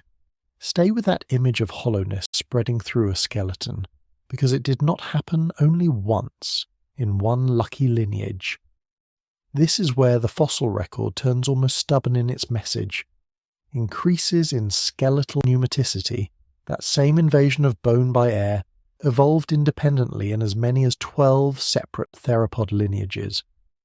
12 different branches of the meat-eating dinosaur tree, drifting toward the same lightweight, air-filled architecture, without copying from one another. The bird body was not a single invention. It was a direction, taken again and again. There is a word for this in biology: convergence. When unrelated animals arrive at the same solution because the same pressures push them there, you see it when you notice that a shark, a dolphin, and an ancient marine reptile all ended up with the same torpedo silhouette. Here you're watching something similar unfold inside the bones. Different theropods, in different places, at different times, all quietly hollowing themselves out. The trait was not rare or fragile. It was almost a tendency of the group.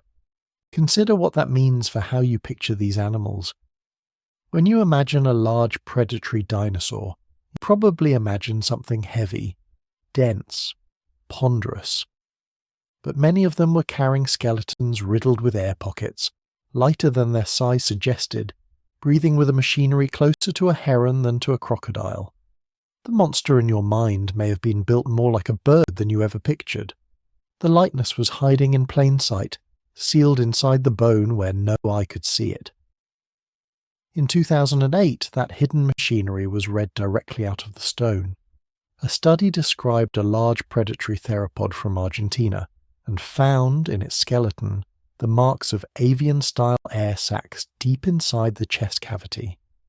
Not just hollow limb bones, but evidence of the intrathoracic sacs themselves, the very system that gives living birds their one-directional airflow. Here was a big, ground-bound hunter that never flew, quietly running the same breathing system that a swift or an eagle uses today. The plumbing of bird flight, present and working, in an animal with no wings worth the name. Think about the strangeness of that discovery for a moment. A paleontologist is not looking at a preserved lung, because soft tissue like that almost never survives. They are reading the negative space, the pockets and the openings where the air sacs pressed against the bone and left their signature. The lung is gone, its fingerprints remain, and those fingerprints match, feature for feature, the ones a modern bird would leave. The past does not always speak in bones. Sometimes it speaks in the shapes of the emptiness between them. So the first piece of the bird was breath, and bone made light to serve that breath. But there was a second piece assembling at the same time, and this one you can almost feel in your own chest as you rest here. Reach up, in your imagination, and touch the notch at the base of your throat, where the collarbones meet. In a bird, the two collarbones are fused into a single springy arch. You know it by an older name, the wishbone. That fused bone, the fursula, is not a bird invention either. It shows up in theropod dinosaurs well before flight, a small V-shaped or boomerang-shaped brace sitting across the front of the shoulders. In a flying bird it works like a spring, storing and releasing energy with every wing beat, flexing and rebounding as the chest muscles pull. But in the dinosaurs that first carried it, it was doing something quieter. It was bracing the shoulder girdle, holding the framework steady for arms that grasped and struck rather than flapped. The spring was built before there was anything to spring against. Piece by piece then, hollow bones for lightness, air sacs for breath, a wishbone bracing the shoulders, and now the arms themselves, which bring us to one of the most understated fossils in this whole account. A single forearm bone that says more than its size would suggest. To feel its weight, you have to go to a place that seems, at first, to be arguing against everything you've heard so far. Velociraptor. The name carries a certain reputation, sharpened by decades of imagination. The real animal was a dromaeosaurid from the late Cretaceous of Mongolia, roughly the size of a large turkey or a coyote, standing perhaps knee-high to you with a killing claw on each foot and a long stiff tail for balance. It was a ground hunter through and through. It could no more take to the air than you could. And yet, in 1998, a Velociraptor forearm bone was collected in Mongolia and carried back to a museum drawer, where for years it simply waited. Then Alan Turner, Mark Norell, and Peter Makovicky looked at it closely, and in a 2007 paper they described what they found running along the back edge of the ulna, the larger of the two forearm bones, a row of small, evenly spaced bumps, 6 of them, spaced about 4 millimeters apart, quill knobs. Quill knobs are anchor points. In a modern bird, the large flight feathers of the wing do not simply rest against the skin. Their bases are tethered to the bone by ligaments, and where those ligaments attach, the bone raises tiny ridges and bumps to hold them fast. If you were to run your finger along the wing bone of a goose, you would feel that same beaded texture beneath the muscle. 6 knobs, 4 millimeters apart, on the arm of a flightless dinosaur mean one thing that is hard to argue with. This animal carried a row of large, well-developed wing-type feathers on its forearm. Sit with the quiet weight of that. Velociraptor could not fly, and everyone agrees it could not fly. It had the wrong proportions, the wrong build, far too much animal for far too little wing. But it wore on each arm a fan of roughly 14 secondary feathers of the same broad, veined kind that make up a bird's wing. The feathers were there, the flight was not. The two had come apart in time, and the feathers had arrived first by a wide margin. Why would a runner on the ground grow a row of flight feathers it could not fly with? The honest answer is that no one is entirely certain, and the fossils do not carry captions. Display is one strong possibility, feathers as signals, as decoration, as the arm you spread to warn a rival or court a mate. Brooding is another, a feathered forearm laid over a clutch of eggs, shielding, balance while pinning prey, shade against a hard sun. What the quill knobs prove is not the purpose but the presence. The wing existed as an object long before it existed as a machine. If you are listening and this slow assembly of a bird is pulling you in, this is a good moment to follow or subscribe wherever you are listening, on Spotify, on YouTube, or in your podcast app of choice, so the rest of the journey finds you on the next quiet night. Now settle back and let the desert come up around you, because the next piece of evidence was found not as bones alone, but as an animal caught in the middle of an act. Go to the Gobi Desert of Mongolia, a landscape of arid dune fields under the late Cretaceous sun, roughly 75 million years ago. The Gobi of that time was a place of shifting sand and sudden burial, where a collapsing dune or a wall of wind-driven grit could bury an animal alive in minutes, sealing it exactly as it lay. That cruelty to the living became a gift to the record. It preserved not just skeletons, but postures, behaviour, frozen mid-motion, held in the sand for 75 million years. An American Museum of Natural History expedition, digging in the Gobi in the early 1990s, uncovered one such frozen moment. The skeleton belonged to an oviraptorid, a beaked, feathered theropod, and it was found in a posture no one had quite seen before in a dinosaur. It was sitting low over a nest. Its arms were not folded in, they were spread wide, sweeping outward and down, wrapped around the rim of a clutch of eggs. The team gave it a fond name before it had a formal one, Big Mama. The species was later called Citipati osmolskai, revealed to science in the mid-1990s and formally named in 2001. But it is the posture that stops you. Beneath and around those spread arms lay more than 20 eggs, arranged not in a careless heap but in tight, deliberate concentric rings, layered in up to 3 tiers, curving outward from the centre like the ripples from a dropped stone. The eggs were laid in a pattern, the parent was arranged over that pattern, and the arms reached out to cover the whole clutch. There is only one honest way to read that scene. This is brooding.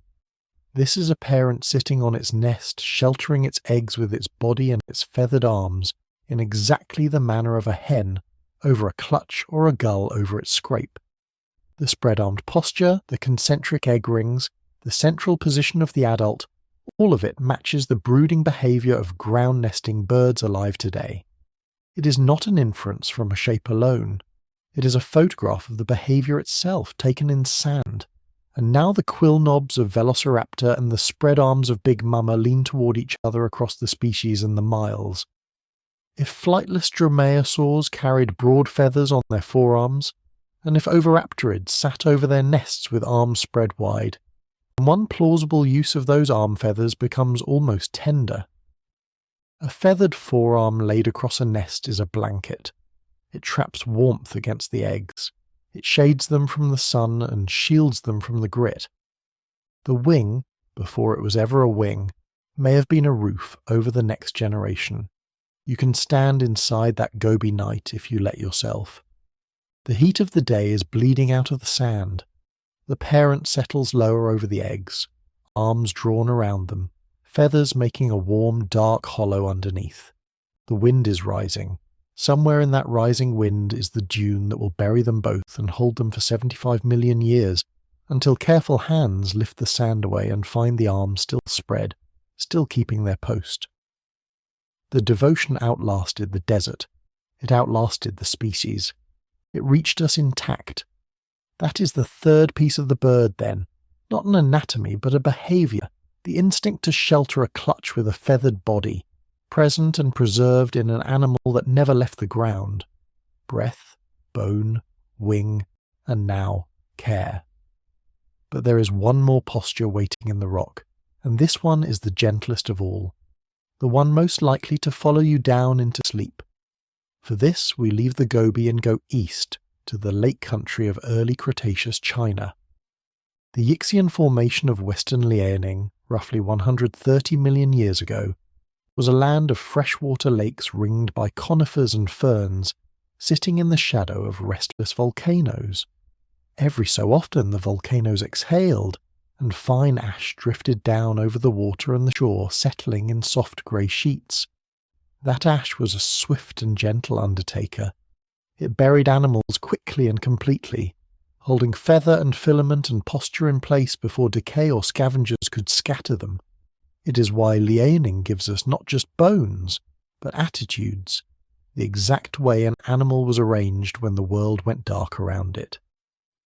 In 2004, a joint team from the Institute of Vertebrate Paleontology and Paleoanthropology in Beijing and the American Museum of Natural History described a small skeleton from these beds.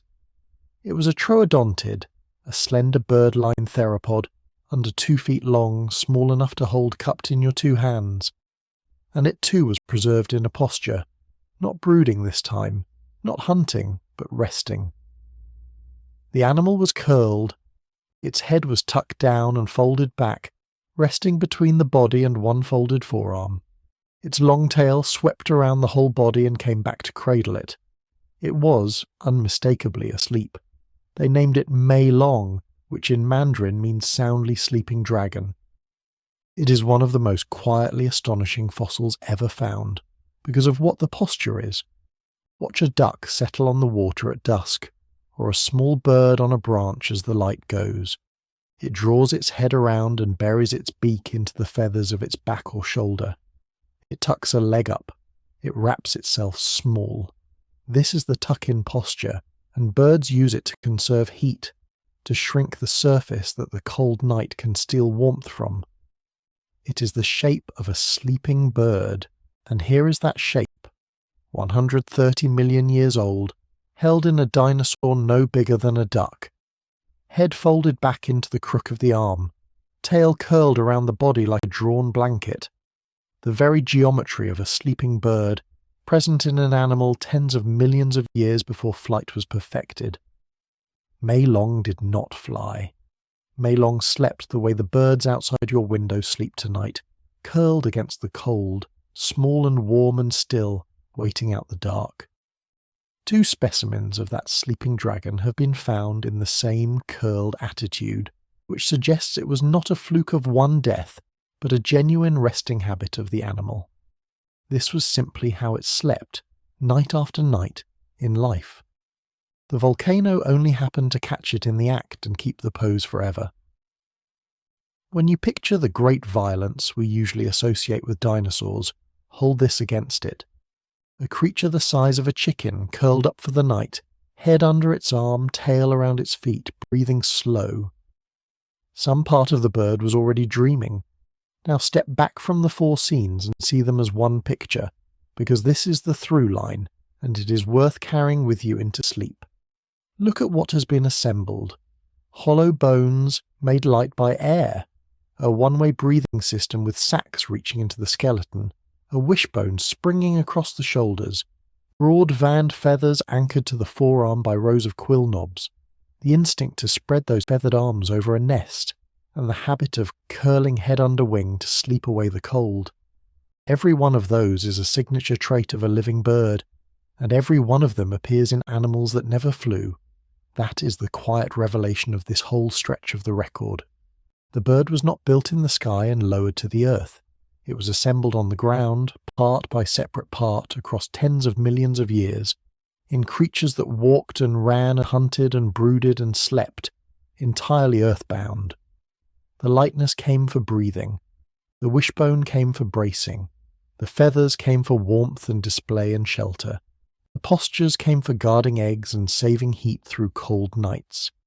Each piece arrived on its own schedule for its own reasons, none of them flight. There is something almost patient about it viewed from this distance. No single moment when a dinosaur decided to become a bird. No sudden leap that would look, in the compression of deep time, like a mere geological instant of transformation. Instead, a long, unhurried accumulation, each part good enough on its own to be kept, each part passed down and refined, until the animal that carried them was, in almost every particular except one, a bird. The transformation was so gradual that no creature living through it would have felt itself changing at all, and so you arrive at a strange and beautiful threshold. Gather the traits together in a single body, as evolution eventually did, and you have an animal with hollow bones and efficient bird lungs, a springing wishbone, feathered arms fanned with veined flight feathers, the instinct to brood, the habit of the tuck-in sleep. Set that animal on a branch or on the open ground and ask what is missing. The parts are all here. The machine is nearly whole. Only the last thing has not yet happened, the thing all the rest seems in hindsight to have been quietly preparing for. For a long time, colour was the one thing the stone would not give you. You could hold a feather's outline in the rock, you could count its barbs and trace the vein, and still you had no way to know what shade it wore in life. The fossils kept their shapes and surrendered their colours, or so nearly everyone assumed. Then a small four-winged dinosaur named Anchiornis huxley quietly changed the arithmetic of what a fossil could be made to tell. The key was smaller than the feather, smaller than a single barb. It was a structure called a melanosome, and it lives inside the cells that manufacture pigment. In living birds, melanosomes are microscopic packets of melanin, the same broad family of pigment that darkens skin and hair across the animal world. They come in more than one shape. Some are long and narrow, shaped like little sausages. Others are round and flattened, shaped like tiny discs. And here is the quiet fact that made the whole method possible. In modern birds, those shapes track with colour. A glossy black feather tends to hold long sausage-shaped melanosomes, packed in dense and orderly rows. A grey feather holds a similar shape but arranged differently, looser, fewer, more scattered through the barb. A rich reddish-brown feather holds the short, round, disc-shaped kind instead. Ornithologists had mapped these patterns across many living birds long before anyone thought to hunt for them in a dinosaur. They built a reference library, a look-up table of shape against shade, drawn from feathers whose colours they could simply hold up and see. That library is what turned a grey slab into a colour map. The Anchiornis specimen came out of the same feathered menagerie that Liaoning and its neighbouring beds keep producing, an animal about the size of a chicken with long feathers running down all four limbs. In 2010, a team led by Quango Li set out to read its colour almost the way you would read a barcode. They did not sample the whole animal in one pass. They took 29 small chips of tissue, each one a tiny window cut from a particular patch of plumage. A chip from the crown, a chip from the throat, chips spaced along the wing, the legs, the body, the long feathered forelimbs and hind limbs. Each chip went under a scanning electron microscope, an instrument that magnifies far past anything your eye can resolve on its own. At that scale, a fossilized feather stops being a smudge and becomes a field of shapes, and preserved among those shapes, patch after patch, were the melanosomes themselves, held in the rock for something on the order of 150 million years. It is worth resting on that for a breath. The soft machinery of a single feather, pigment packets far narrower than 1,000th of an inch, survived across all that time intact enough to be measured. Not the colour itself. The colour leached away long ago. What endured was the container, the shape that once cradled the pigment. And the shape, it turned out, was enough. For each of the 29 chips, the team measured the melanosomes they found. Long or round, sausage or disc. Crowded tight or spaced loose. Then they matched each patch against the modern library, shape by shape, the fossil organelle set beside its living echo. The work was less like painting and more like sorting. Imagine tiny beads tipped out under glass and grouped by form, one heap of slender rods, one heap of little discs, each heap carrying a colour the living birds had already confirmed. Patch by patch, a portrait assembled itself out of geometry. The body came back grey, not a guess at grey, but grey-red directly from the melanosome shapes across the trunk. The wing feathers and the leg feathers came back barred, black and white, banded in the way you see on the wing of a modern hawk or a woodpecker. And on the crown sat a crest of reddish-brown feathers, standing up from the head, coloured by the short disc-shaped melanosomes that in living birds mean rust and chestnut and warm earth. Hold the whole animal in your mind for a moment. A slate-grey body about the weight of a small hen, 4 wings, spread on the arms and the legs, each one striped in crisp bands of black and white, and above the face, a spray of reddish feathers, a small ragged crown you might almost mistake for a rooster's. For the first time, a dinosaur had a full-body colour map that was measured rather than imagined. Not a single patch of it. The whole creature, crown to tail, read out from its own preserved pigment. That result did something subtle to the way you look at every reconstruction that came after it. Before Anchiornis, dinosaur colour was pure convention, a painter's choice dressed up as knowledge. After Anchiornis, there was at least one animal whose coat you could describe and defend, point by point, against the evidence in the rock. This is a good moment to pause and settle, wherever you happen to be lying tonight. If these slow walks through deep time help you drift off, follow or subscribe wherever you are listening, on Spotify, on YouTube, or in your podcast app of choice. Now here is the part the honest voice has to speak plainly. Anchiornis is rare. The melanosome method only works when the fossil preserves those pigment packets intact, and most fossils do not. Most feathered dinosaurs reach us as impressions, as filaments, as shapes stripped of their microscopic machinery. Only a small handful of species have yielded this kind of direct colour evidence. Anchiornis is the clearest of them, the fullest map yet drawn from any extinct dinosaur. For everyone else, the colours you meet in a museum mural or on a screen are educated guesses, careful, often beautiful, and still unconfirmed. When an artist gives Sinosauropteryx a ringed reddish tail, part of that rests on genuine melanosome work on that animal's filaments. But when an artist gives some other feathered dinosaur emerald green, or deep iridescent blue, that is very likely invention, a plausible costume laid gently over honest bone. The stone has simply not spoken on it. Not yet, and perhaps never for that particular animal. So most of Liaoning's feathered crowd stays in a kind of soft uncertainty, and that uncertainty is worth holding without disappointment. It marks the precise edge of what these fossils can prove. Anchiornis stands on the near side of that edge, grey and barred and reddish-crested, one of the very few prehistoric animals whose colours you can name with real confidence. The rest wait for their own 29 chips, their own patient reading under the glass, their own turn to have geometry translated back into a coat.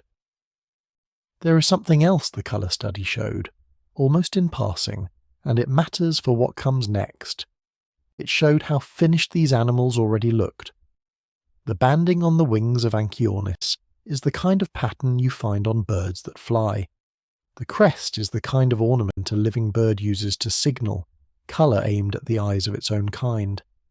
Here was a small dinosaur, feathers on all 4 limbs, dressed in a scheme a modern birdwatcher would recognise without hesitation.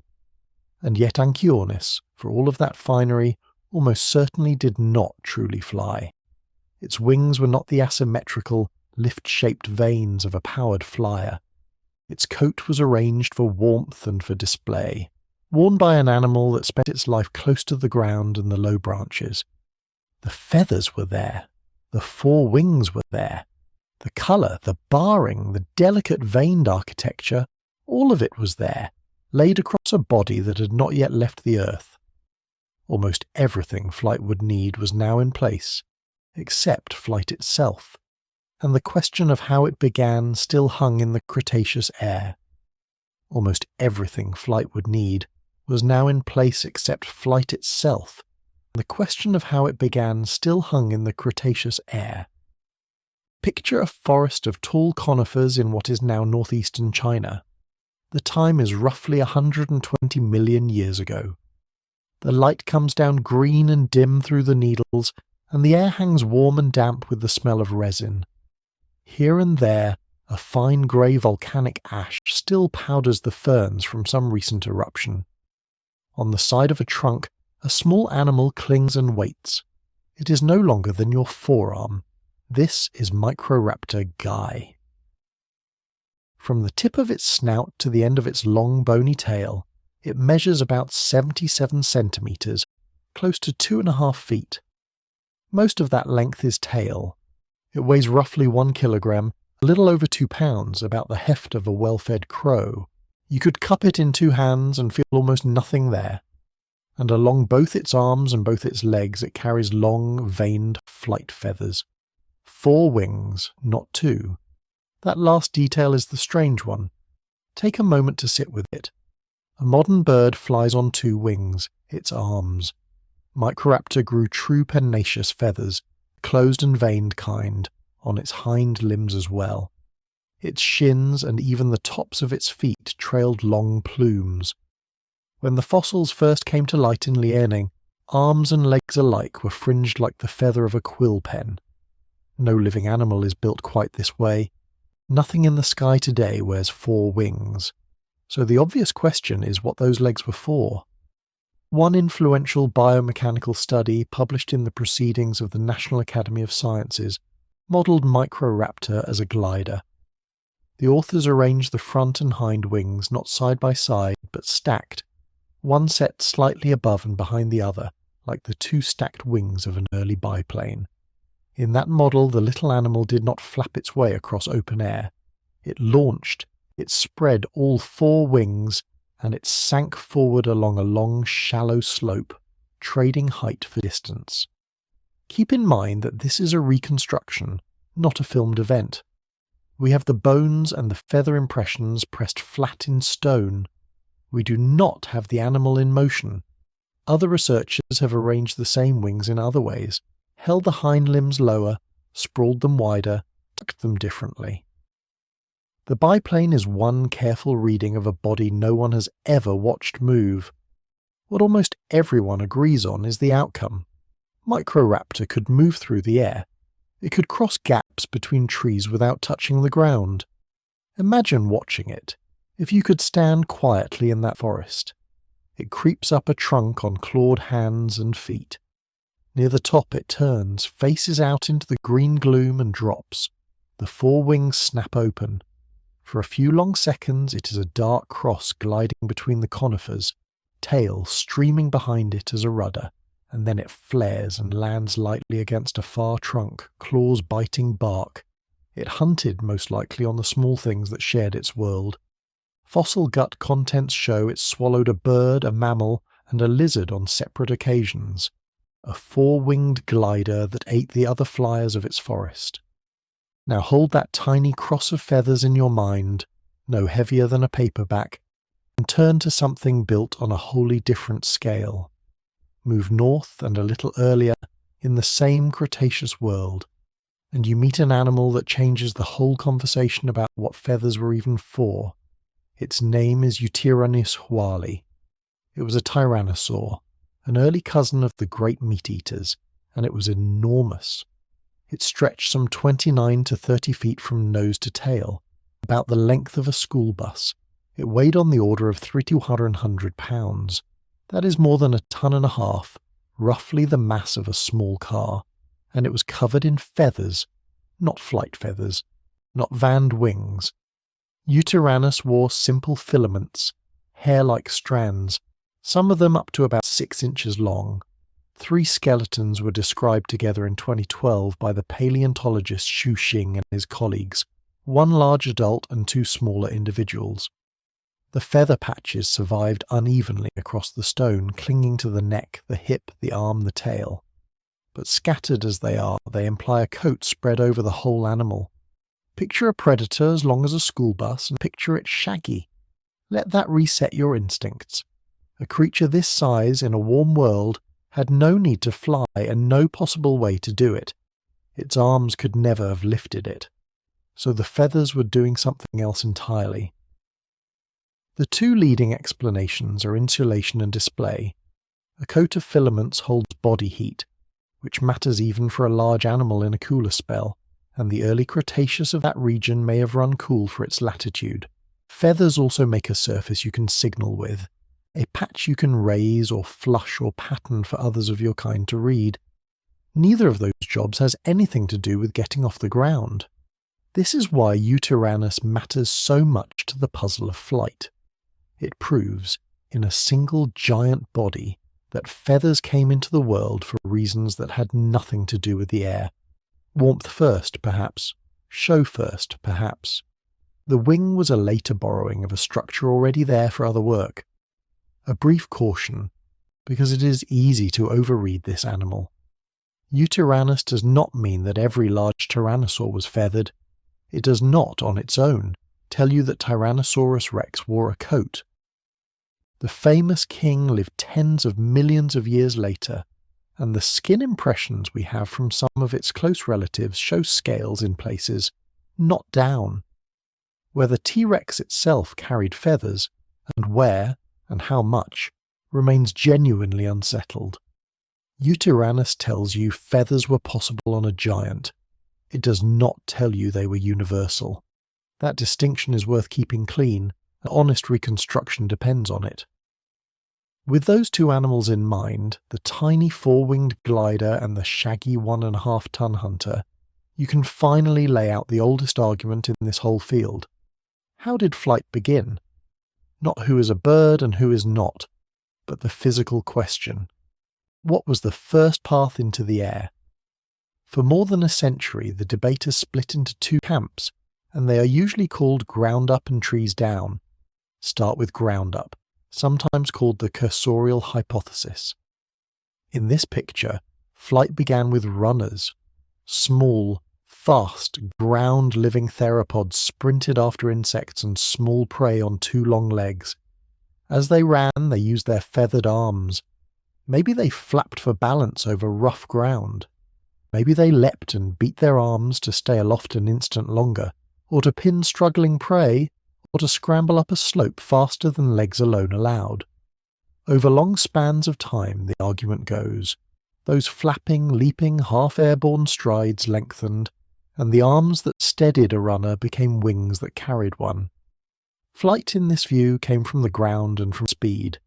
The animals often cited on this side are the ground-dwelling, long-legged theropods, the sprinters and leapers. Their legs are built for running. Their proportions do not suggest a climber. If flight grew out of that body plan, it grew from the track, not the branch. Now turn to trees down, sometimes called the arboreal hypothesis. Here the story starts in the canopy. A small feathered animal climbs a trunk, the way Microraptor may have, and instead of running it descends. First a controlled fall, then a parachuting drop with limbs spread, then a true glide that carries it forward as it sinks. Gliding is cheap. Gravity does the work, and the animal only has to steer. From that long shallow glide, the argument goes, powered flapping was added later, a way to slow the sink, extend the glide, and finally to climb under its own effort.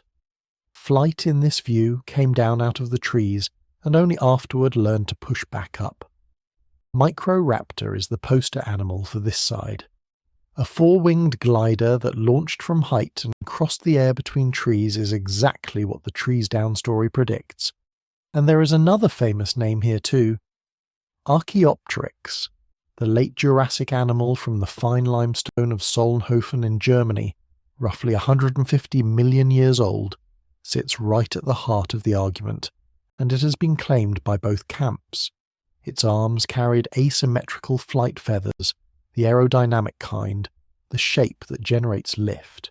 That says it did something in the air, but whether it climbed and glided down or ran and beat its way up is exactly what people cannot agree on. The same fossil, read by careful people, points two different directions. Here is the honest state of things. Neither side has won. Both hypotheses have real fossils behind them, real anatomy, real biomechanics. Ground up explains the running bodies and the powered downstroke. Trees down explains the gliders and the cheapness of falling. Some researchers now suspect the truth was not one road but a tangle of them. with different lineages experimenting in different ways, some from the ground, some from the branches, flight perhaps invented more than once among these feathered animals. That messiness is not a failure of the science. It is what an unfinished answer actually looks like. Let the two pictures stand side by side, unresolved, and do not let anyone tell you the case is closed. Take a slow breath and stay here in the uncertainty a moment, because it is a comfortable place to rest. No one alive watched the first flight. We are reading it backward, out of stone, from animals that were already strange when they died, and even the early birds themselves, the ones that clearly did take to the air, do not hand us a simple answer about how well they flew. Return to a bird you would recognize as a bird, more or less, and yet cannot fully explain. Confucius Ornis Sanctus lived in that same Liaoning world, somewhere between about 131 and 119 million years ago. It is the most abundant Mesozoic bird we know. Hundreds of specimens have come out of the lake beds, so many that we can see the species from many angles, young and old, male and female. It had a toothless beak sheathed in horn, one of the earliest true beaks known in any bird. It had a short tail fused into a stub of bone, the pygostyle, the same structure that anchors the tail fan of a living pigeon. From a little distance in silhouette it would read as a bird, and yet how it flew is genuinely unclear. The problem sits in the chest. A strong flyer needs a deep keel on its breastbone, a blade of bone for the great flight muscles to pull against on every downstroke. Confucius Ornis had a breastbone that was relatively weak and poorly keeled. That is not the anatomy of a powerful, sustained flapper. So one reading says it could not truly power its way across the sky the way a modern bird does. It may have managed only a weaker, intermittent style, a burst of flapping folded into long stretches of glide. But that is not the end of it. And this is where you should stay careful. Some biomechanical studies push back and argue that Confucius Ornis could still fly efficiently by combining flapping and gliding, that a weak keel does not automatically mean a poor flyer when the whole system is considered together.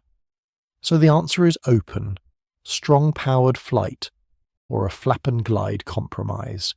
The fossils are abundant, and the disagreement remains. An early bird by the hundreds, and we still cannot say for certain how it crossed the air. Hold all of these animals in the same wide view now, and a deeper pattern comes clear, one that is easy to miss if you assume the parts arrive together. Feathers, wings, and flight are three separate inventions, and they did not arrive in the order you would expect. Feathers came first and came early, long before anything flew. The simplest ones were not vanned at all. They were single hollow filaments, a fuzz, the kind that ringed Sinosauropteryx and shagged the giant Yutyrannus. Those appeared for warmth and for show, tens of millions of years before any feather generated lift. The influential model proposed by the biologist Richard Prum lays out the sequence in stages, from a hollow tube to a tuft of barbs, to a feather with a central shaft, to a closed vein, and only at the end the asymmetrical vein that a wing needs. And that ladder is not just theory. The fossils of Liaoning preserve those stages roughly in order, pressed into the ash beds one grade after another. Wings came next, and even wings did not mean flight. A wing is an arm dressed in vanned feathers, and animals grew them for reasons that had nothing to do with the sky. Recall Velociraptor, a flightless runner whose forearm bone carried 6 evenly spaced quill knobs, little bony bumps about 4 millimeters apart, the anchor points for a row of stiff wing feathers. It could never have flown. It wore a wing anyway. Recall Archaeopteryx, feathered and grounded, whose wing plumes were symmetrical, the same width on both sides of the shaft. A symmetrical feather cannot generate the lift a flying bird needs. So Archaeopteryx had feathered arms and could not fly on them. The wing, like the feather before it, existed first for other work, brooding perhaps, balance perhaps, display, insulation of a nest. Flight came last, and it came only when a particular kind of wing met a particular kind of body and a particular way of moving. The asymmetrical feather, the lifting shape, is the rare late arrival in the whole record. Feathers for warmth, then wings for other uses, and only at the very end, air. 3 inventions out of order, each repurposed from something that already existed for a different reason. That is how deep time actually builds a new thing, not by design toward a goal, but by borrowing, over and over, whatever happens to be lying around. So we come back to where this segment began, to the unfinished question, and it is worth holding the 2 pictures in your mind as you drift, without forcing them to agree. On one side, imagine the ground. A small feathered theropod runs flat out across open floor, chasing something that flits and dodges. Its legs are long, its stride is quick. It leaps, and as it leaps its feathered arms beat down hard, and for a moment, half a second, no more, it hangs in the air above its own shadow before its feet find the earth again. Do that 10,000 generations, and perhaps the moment stretches into a flight. On the other side, imagine a branch. A small feathered animal, 4 wings folded, climbs a conifer in the dim green light and stops near the top. It turns outward. It drops. The wings open, front and back, and it becomes a long, shallow line falling forward through the trees, steering with its tail, sinking toward a distant trunk. Do that 10,000 generations, and perhaps the fall learns to climb, a running leaper and a branch launcher. We cannot yet say which one first carried the ancestors of every bird alive into the open sky, or whether both did on separate roads, in separate forests, at separate times. The fossils hold their silence on this one point, and there is no shame in letting the question stay open. Rest in it. The answer is still down there in the ashbeds of Liaoning, in slabs no one has split yet. For now, let the 2 images hang together in the warm Cretaceous dark, the sprinter and the glider, neither one erased by the other. Above them stretches a sky that has just, in one lineage or another, learned to be crossed. It is a young sky, and it does not know what is coming. Consider what the fossils still refuse to tell you. For all the feathers pulled from Liaoning shale and Solnhofen limestone, the oldest question about flight remains unanswered. Nobody knows for certain how it began. 2 explanations sit side by side, and both are serious. Both have real bones behind them. Neither as one. The first is called ground up. In this picture, flight grew from the run. Small feathered theropods sprinted across open ground, chasing insects, leaping after prey. Their arms, already carrying feathers for warmth or display, began to catch air during those leaps. A jump became a bound. A bound stretched a little longer with each flap. Over long spans of time, the animal that ran and reached found itself briefly airborne. The wing, in this reading, was born from the legs and the chase, from the reach at the top of a leap. The second is called trees down.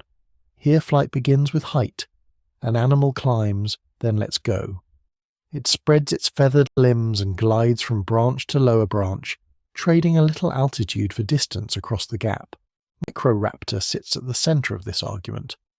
That small dromaeosaurid, barely a foot longer than the ruler on a desk and lighter than a house cat at roughly 2 pounds, carried long flight feathers on both its arms and its legs. 4 wings, front and back. One biomechanical study modelled it as a glider, its limbs arranged like the stacked wings of a biplane, sinking gently from a perch rather than clawing upward from a sprint. You can feel why the debate holds. Picture a single low hill and 2 footpaths climbing it from opposite sides. One path starts in the grass at the bottom and works upward step by step. The other starts already partway up the slope, among the trees, and comes down toward you. Both paths reach the same summit, which is a living animal that flies. But they approach it from different ground, and from the summit alone, you cannot always tell which trail an early flyer actually walked to get there. Archaeopteryx gets pulled into both stories. It had asymmetrical flight feathers on its arms, the kind whose off-centre shape a modern flying bird still carries. That asymmetry hints at a wing already shaped by moving air. Yet the same animal kept teeth, clawed fingers, and a long bony tail, the equipment of a ground-going dinosaur. Read one way, it is a climber gliding down. Read another, it is a runner reaching up. The same 14 skeletons, all from that fine German limestone, feed both cases at once. This is not laziness in the science. It is honesty about a hill seen only from below. So hold that openness gently. The origin of flight is not settled, and anyone who tells you flatly that it began in the trees or flatly on the ground has stepped past what the fossils allow. The uncertainty does not stop at how flight began. It reaches into which early birds could truly do it, and how well. Take Confuciusornis. It is the most abundant Mesozoic bird known, covered from hundreds of specimens in the Liaoning beds, dated between roughly 131 and 119 million years ago. It had a toothless, horn-covered beak, among the earliest such beaks in any bird, and a shortened, fused tail. In outline, it looks ready for the sky. But look at the breastbone. In a strong flyer, the sternum carries a deep keel, a blade of bone where the big flight muscles anchor and pull with each stroke. Confuciusornis has a relatively weak, less keeled sternum. Less keel means less anchorage. Less anchorage suggests less power in the downstroke. That single feature opens a real question. Could this animal beat its wings hard enough for sustained powered flight? Or was it limited to something gentler, a mix of flapping and gliding, launching and then coasting between beats? Some biomechanical studies argue it managed an efficient combined flap and glide, covering ground with modest effort. Others read the weak keel as a ceiling on what the muscles could deliver. Researchers disagree, and the disagreement is not a footnote. It is the current honest state of the knowledge. You're allowed to leave it right there, unresolved, a bird whose exact powers stay just out of reach in the shale. Now step to an animal that almost certainly did not fly at all, and notice how carefully even that claim is built. Archaeopteryx was feathered. It carried a fan of feathers at the very tip of its tail and a down-like covering over its body. It was announced alongside Archaeopteryx in the summer of 1998, two feathered but flightless theropods from northeastern China. The flightless part matters, and here is how it is known. The wing feathers of Archaeopteryx were symmetrical. The vein ran in equal width on both sides of the central shaft. A flying bird's wing feather is not built that way. Its vein is asymmetrical, narrow along the leading edge, wider behind, and that lopsided shape is what lets a feather bite the air and generate lift. A symmetrical vein cannot do that work, so the reasoning runs from shape to function. The feather is symmetrical, therefore it could not have produced aerodynamic lift, therefore the animal could not fly. That is an inference, and it is worth naming it as one, plainly. Nobody watched Archaeopteryx fail to leave the ground. No fossil records the attempt, the launch, the fall back to Earth. What survives is the geometry of a feather, and from that geometry the conclusion is drawn. It is a strong inference, and widely accepted. But it is read from the outline of a vein in stone, not from behaviour seen in life, and the difference between those two things is worth keeping quietly in mind. There is a wider lesson folded into that feather. Feathers, again and again, turn out to be older and broader than flight itself. They appear for warmth, for display, for reasons that have nothing to do with leaving the ground. Which brings the largest and most tempting question of all, and the one where you must be most careful of what you assume. Was Tyrannosaurus feathered? The temptation comes from a cousin.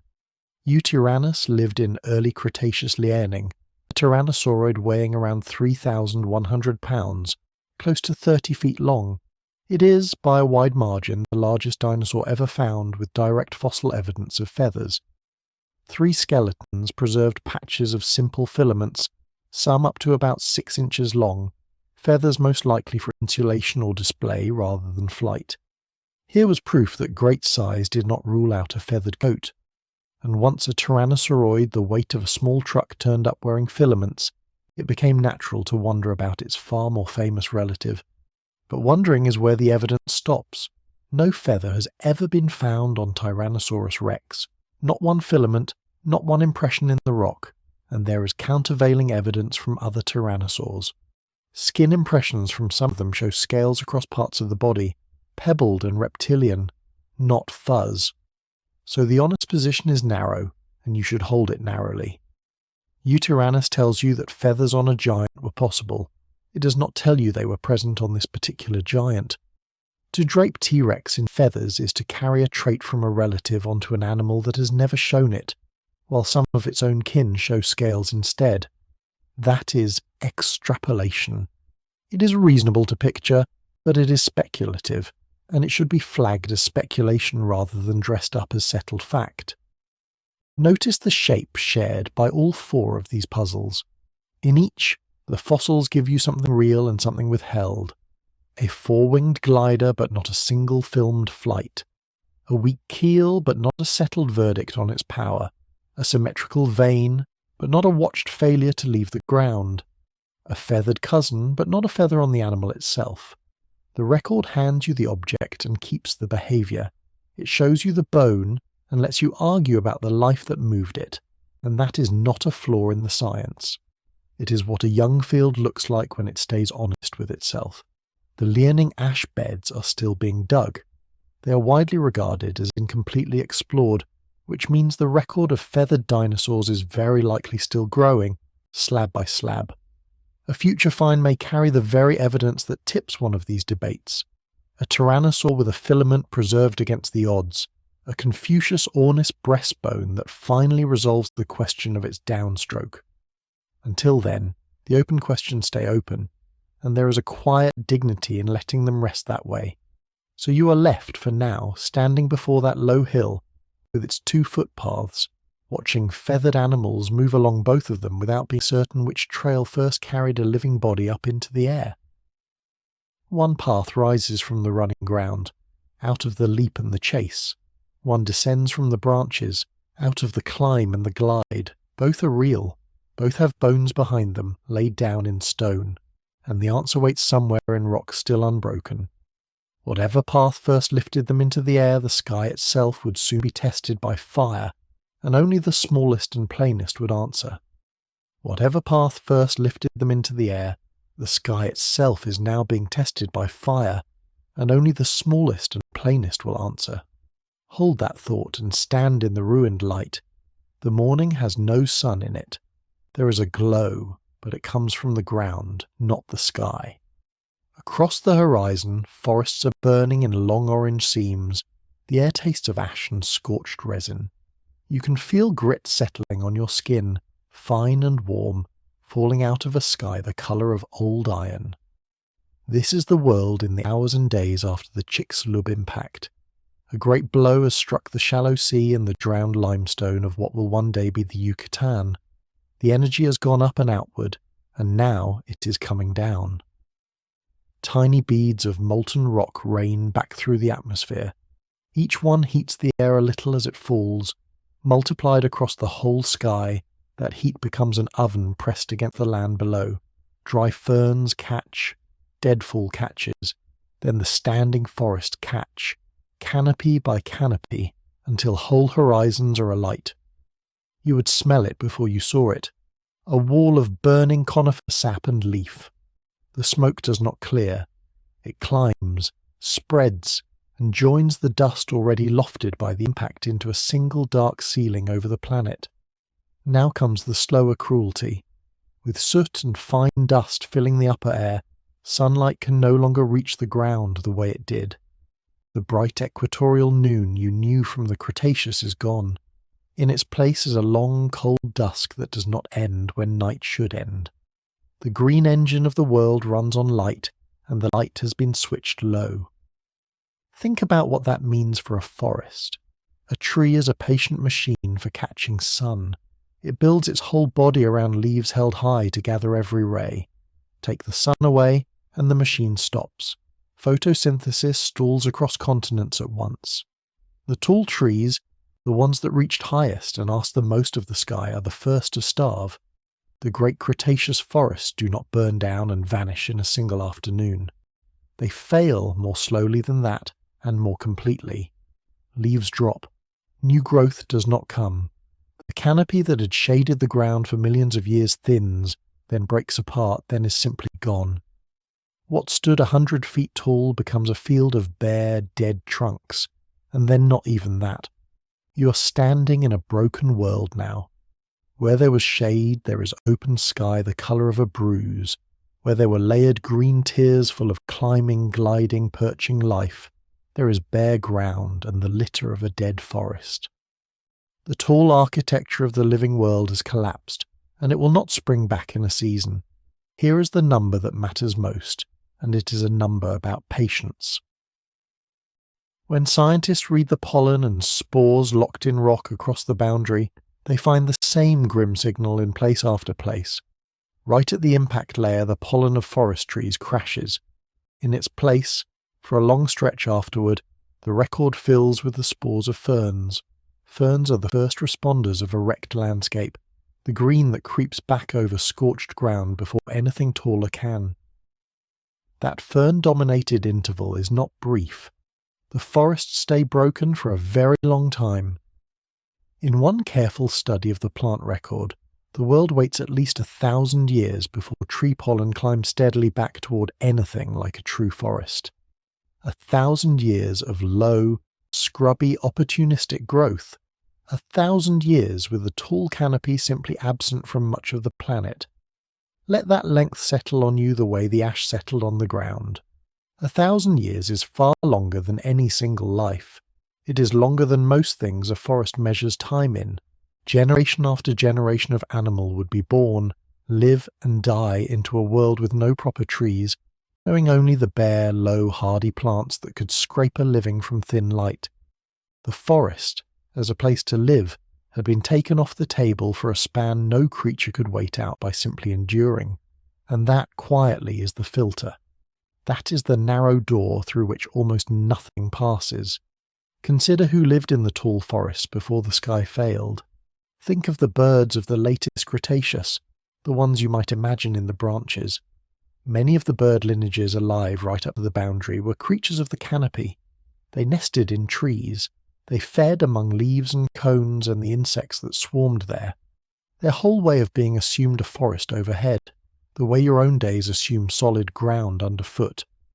When the forest goes, their world goes with it.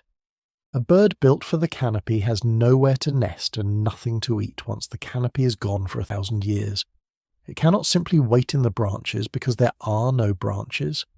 Lineage after lineage of tree-dwelling bird meets the same silent wall, not killed in a single flash, but stranded in a world that no longer holds a place for it.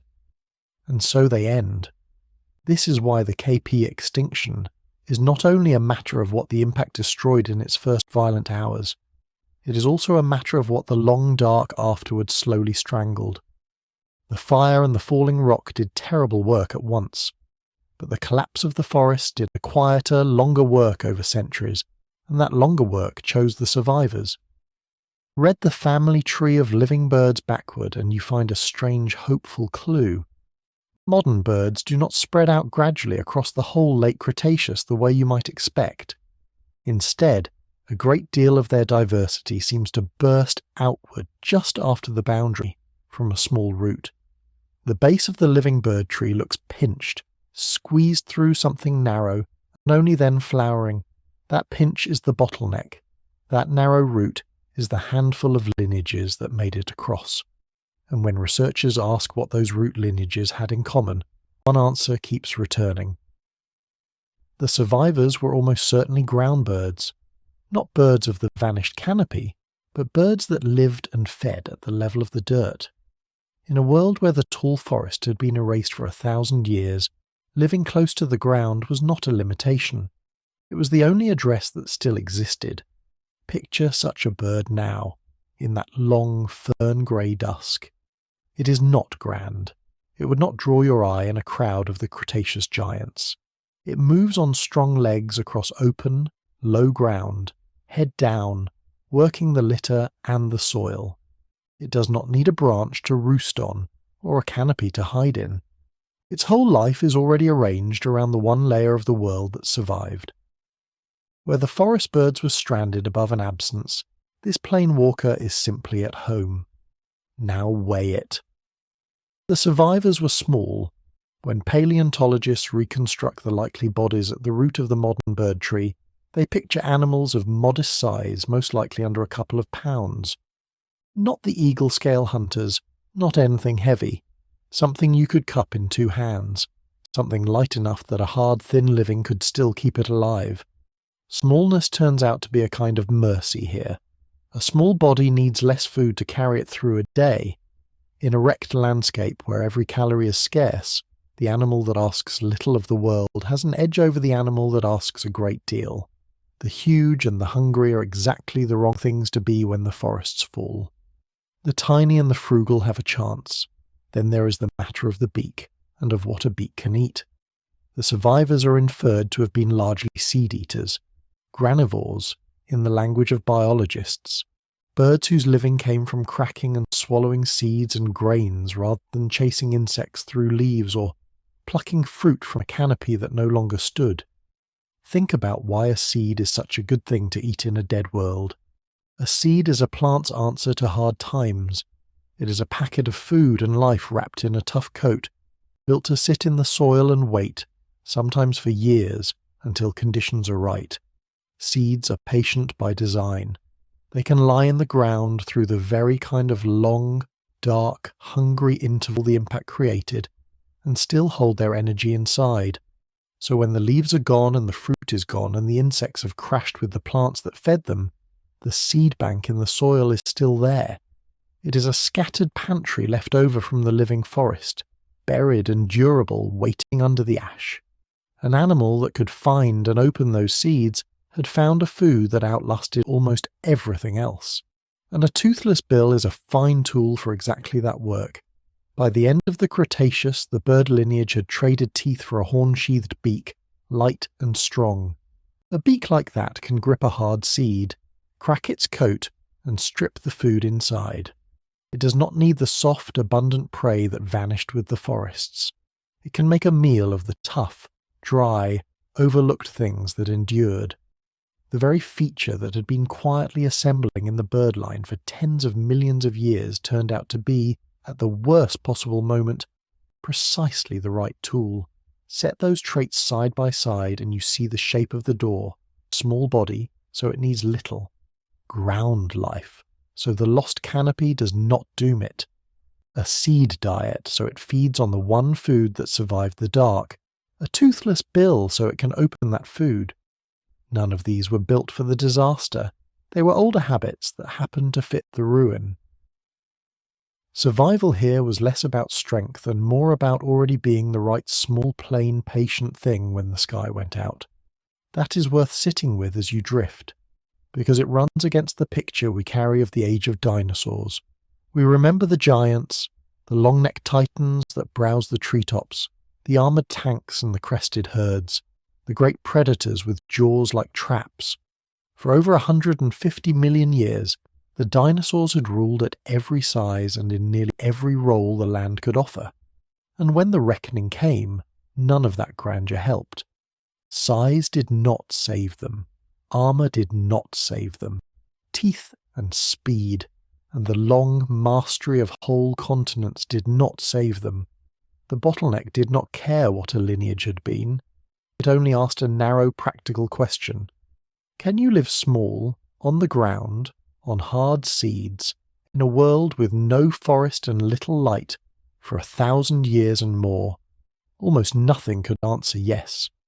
The non-bird dinosaurs, every last branch of them, could not. Not one line of them walks out the other side. The animals that had defined the land for an age simply end at the boundary, their long reign closing in fire and dark. But among the birds, a few plain lineages could answer yes. Small ground dwellers with seed-cracking bills, unremarkable in the roaring Cretaceous world, exactly suited to its ruin. Of all the countless dinosaur lineages that had ever lived, only these cross the line intact. Only these carry the deep, ancient dinosaur inheritance through the narrowest hour and out into the next age. The giants become bones and stories. The little seed-eaters keep breathing. It is a strange thing to hold in your mind as the world quiets. The survival of the dinosaurs did not run through their most magnificent forms. It ran through their humblest. The lineage endured not by being the largest or the fiercest, but by being the smallest, the plainest, the most easily overlooked. What crossed the boundary was not a monster. It was a modest ground bird with a beak full of seeds, and from that thin root, once the light finally came back, the flowering began. Slowly, over the ages after the boundary, tree pollen climbs again in the rock. Forests rebuild themselves, tier by patient tier, and as the world greens once more, the surviving bird lineages fan outward into all the empty space the extinction had cleared. Every shape of bird you know grows, in time, from that small pinched root of ground-dwelling seed-eaters. The single door they pass through opens on the far side into a whole living sky. That is the deep meaning behind an ordinary sight. When a sparrow lands on a wire outside your window and turns a seed in its bill, you're not looking at a distant relative of the dinosaurs. You are looking at a dinosaur. The line is unbroken. The blood that ran in the small feathered theropods of the Jurassic and the Cretaceous runs, thinned by no true break, in the bird on the wire. The lineage that survived the fire never ended. It only grew feathers finer, bodies lighter, and beaks better at their patient work. Everything you have followed through the long ages leads here, to this quiet inheritance. The clawed, toothed, long-tailed flyer pressed into Jurassic limestone. The feathered menagerie of the Chinese lake beds, wearing plumage in stages and colours long before flight. The hollow, air-filled bones, the wishbone. The brooding parent curled over its nest and the little sleeper tucked head under wing in stone. All of it flows down through that narrow door and into the bird at your window. So the age of the dinosaurs did not truly close. It narrowed almost to nothing, and then it opened again. The tall forests fell and the sky went dark and the giants ended, and yet the oldest line did not entirely end. It crouched low, kept small, and cracked seeds in the ruin until the light came back. The dinosaurs never fully died. They grew quiet and grew wings, and are singing outside still. Let the scene pull back now, gently, the way the ash once settled. See the scorched land from higher up, the burned forests and the bare ground and the long fern-grey dusk that lay over the world for 1,000 years. See, moving through it, almost too small to notice from this height, a scattering of plain ground birds. They are not waiting for the world to end. They are already living in what comes next. Come down now to a single small body, high in a conifer at the edge of a Liaoning lake. It is barely light. The animal folded against the bark is a Microraptor, and it is not large. From the tip of its snout to the end of its long feathered tail, it measures only about 2.5 feet. It weighs perhaps 2 pounds, less than a well-fed house cat, less than a small bag of flour. You could cup its whole body in 2 open hands. It sits with its limbs drawn in, and it is waiting for the day to warm. Around it, the forest still holds the cold of the night. This is the early Cretaceous, roughly 125 million years before any morning you have known. The trees are conifers, tall and narrow, their branches layered like slats. Below them spreads a low sea of ferns, soft and green and dense. The lake beyond lies flat and grey, fed by streams, ringed by the same dark evergreens. Somewhere under this landscape sleeps a volcano, patient and quiet, the source of the fine ash that will one day bury and keep these creatures in stone. Look closely at the little animal in the branch. It has 4 wings, not 2. Long stiff feathers run down each arm, and long stiff feathers run down each leg as well. When it rests, the leg feathers fold back and lie neat against its body, and the arm feathers tuck alongside. Its true colour is not something you can know for certain. Microraptor has not given up a full pigment map the way a few of its relatives have, so honest eyes keep it muted. Picture it in low, dark tones, perhaps a sheen where the light catches, nothing brighter than the forest can support. The safest image is a small, dark, four-winged shape against pale bark. For a long while it does very little. This is the part that matters most, and it is easy to overlook. A body this small loses heat fast in cool air, so the animal stays close to the trunk, out of the wind, gathering what warmth the early light can give. You can feel the logic of it in your own skin. On a cold morning, you too would pull your limbs in and wait. The Microraptor waits the same way, motionless, its ribs rising in small, slow breaths. The air here has a smell you would know at once. It is resin, the sharp, clean scent of conifer sap, warmed slightly as the sun climbs. It hangs over everything, over the ferns, over the water, over the animal in the tree. There is moisture in it too, the damp of a forest that lives beside a lake. And there is sound, though not much of it. Insects moving, the faint knock of a branch settling, water lapping somewhere below, so soft you might not notice it unless you are still enough to listen, the way this animal is still. When the light finally reaches its perch, the Microraptor stirs. It lifts its head. Its eyes are large for its skull, set to catch dim green light under a heavy canopy. It turns, and it begins to climb. This is worth watching slowly. A small dromaeosaur like this has curved claws on its hands and feet, and it uses them to grip and haul itself upward along the rough bark, higher into the tree, out toward the thinner branches. Each move is deliberate. There is no hurry in it. It climbs the way you might climb a ladder in the dark, testing each hold before trusting your weight to it. Now think about why it climbs. There is a long-standing question about how animals like this move through the air, and it has not been settled. One idea holds that flight began on the ground, in small runners that leapt and beat their limbs and slowly gained lift. Another holds that it began in the trees, in gliders that climbed high and launched outward and rode the air down. Microraptor is often placed on the tree's downside of that argument, because its four wings suit a descent more than a sprint. But this remains a reasoned guess, not a proven fact. Nobody watched it fly. We are reading behaviour from bones and feathers, and we should hold the picture loosely. So hold it loosely and watch. Near the top of the tree, the animal pauses on a high branch. It faces out over the ferns, toward the next conifer, which stands some distance across the open understory. It spreads its arms. The long feathers on each arm fan wide. Then the leg feathers open too, swinging down and out, so that the small body now carries two sets of wings, one above the other, arranged something like the stacked wings of an old double-winged aircraft. This biplane arrangement is what careful analysis of a well-preserved specimen suggested, a shape built to hold the animal up as it slid forward and down, and then it lets go. Here is the moment worth slowing all the way down.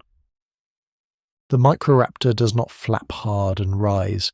It tips off the branch and falls into a glide, and the fall becomes a long, shallow slide through the air. Think of a broad leaf released from a high branch on a windless day. It does not drop straight. It slides sideways as it sinks, catching the air along its flat face, riding down a gentle, invisible slope. The little four-winged animal does the same, only under its own control. It leaves the tree at height and arrives at the next one lower down, having crossed the gap between them without ever touching the ground. The sound of it is almost nothing. Feathers moving through still forest air make only a whisper, a dry, soft rush you would have to be very near to catch. Below, the fern tops pass beneath the gliding body, a blur of green fronds a few feet under its belly. It holds its tail out straight behind, long and stiffened by feathers, and the tail steadies the glide the way a thrown dart is steadied by its flights. A small tilt of the wings, a small shift of the tail, and the path curves. The animal threads between trunks, chooses its landing branch, and reaches for it with open feet. The claws close on bark. the wings fold. The glide is over, and it has cost the animal almost nothing. This is how the day goes for a body like this. Not one great flight, but many small descents, tree to tree, always beginning with a climb and ending with a fall. To move up, the Microraptor works, gripping and hauling its 2 pounds skyward, one hold at a time. To move across, it spends that stored height in a few quiet seconds of gliding. It is an economy you can almost feel in your own tired legs. The hard part is the climb. The easy part is the letting go. Between glides, it hunts. A forest like this teems with small living things, and an animal this size lives on them. It watches the bark for insects, tilts its head at movement among the needles, snaps at what it can reach. Its jaws are lined with small sharp teeth, fit for gripping soft prey. It is a predator, but a modest one, scaled to the beetles and small vertebrates within its reach, rather than to anything that would fight back. Much of its day is simply this: climb, watch, wait, glide, land, watch again. The pace is slow, and it suits the slow green light under the canopy. Notice how much of the animal's life is spent doing nothing dramatic at all. It is a common truth about wild things, and it is easy to forget under the weight of the word predator. Most hours are quiet. The Microraptor perches, and the forest breathes around it, the resin scent rising and thinning as the day warms and then cools. Clouds move over the lake. The light shifts from grey to a filtered gold and back toward grey.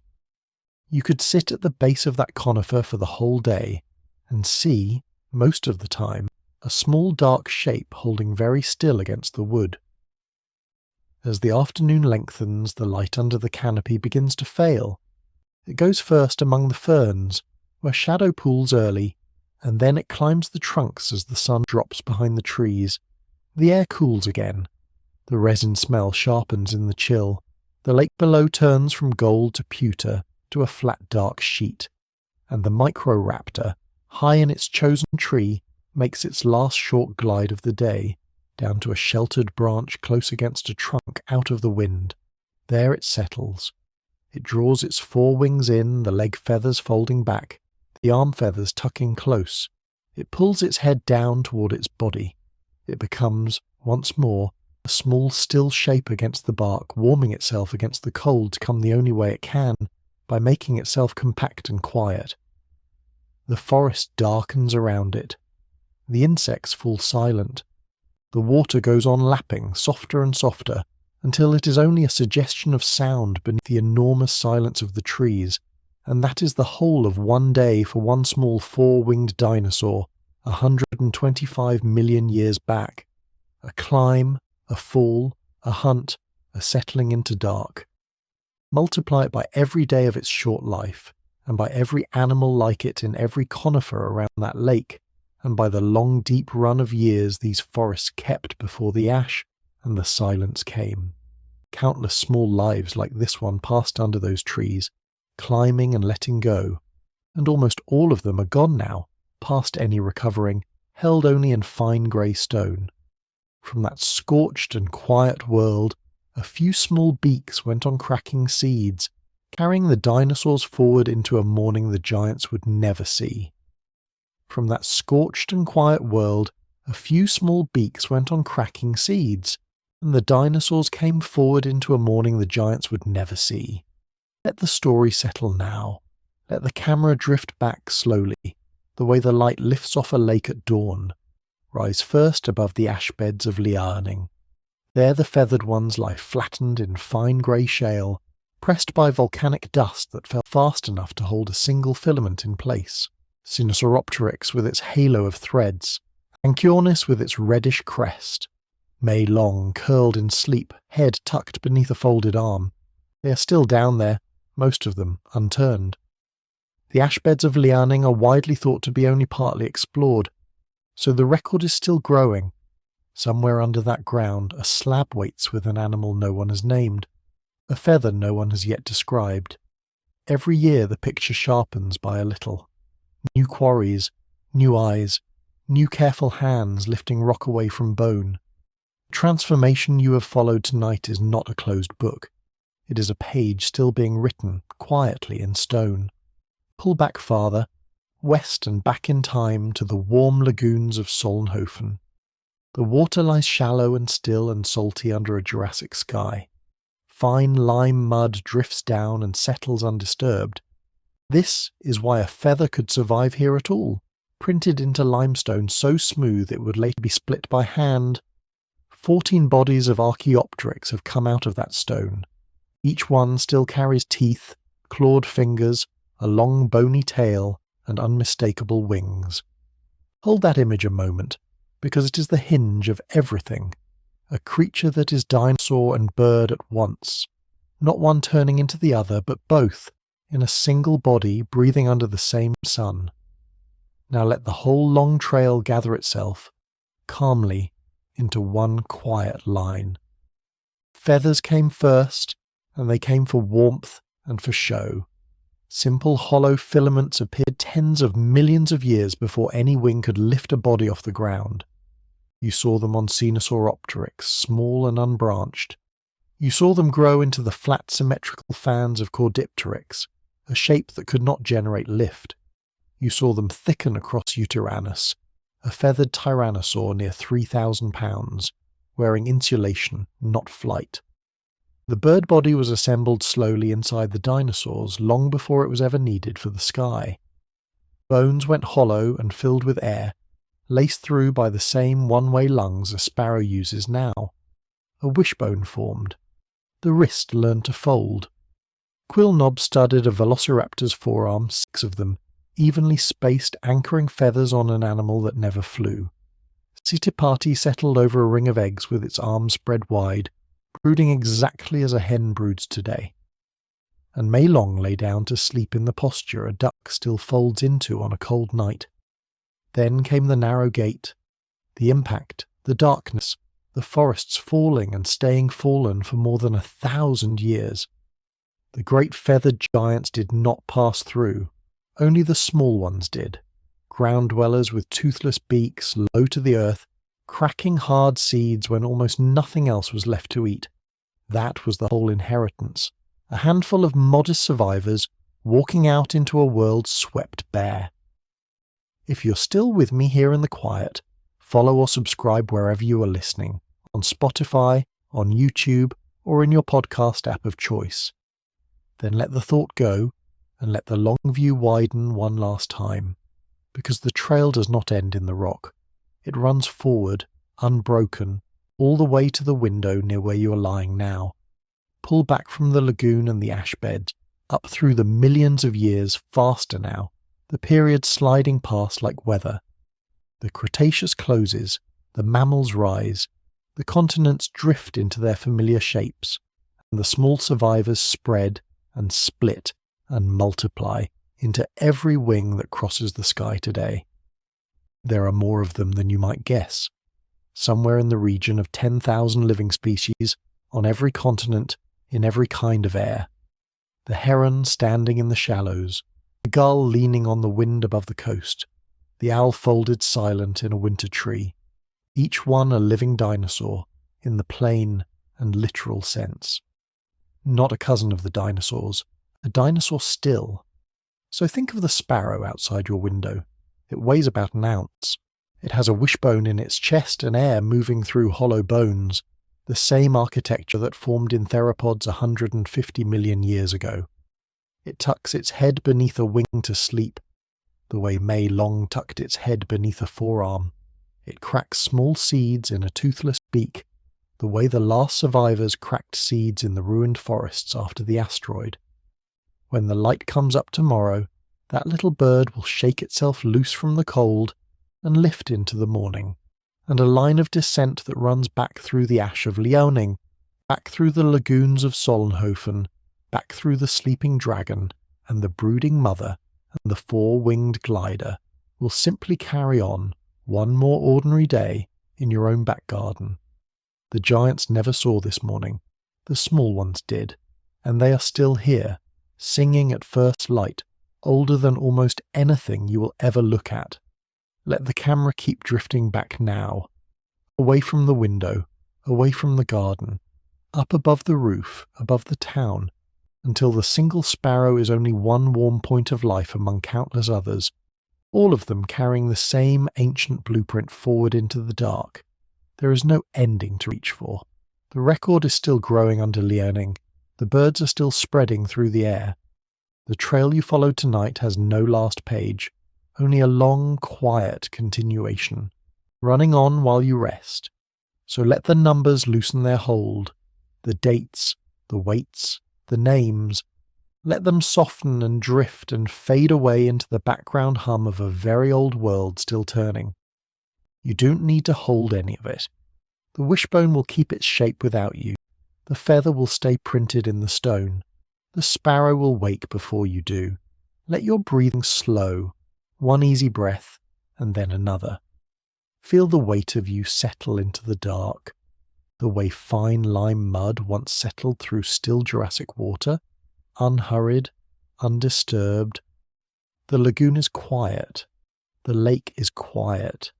The ash has long since cooled, and out past your window, in a tree you cannot see from here, a small, warm dinosaur sleeps with its head beneath its wing, waiting for a morning that always comes. Take one more slow breath if you like. There is nothing left to do tonight. The long story keeps itself. You can simply lie here, held inside deep time while the earth turns you gently toward the light. Rest now. The birds will still be here in the morning, as they have been for 66 million mornings before this one. Sleep well tonight, traveller. Good night.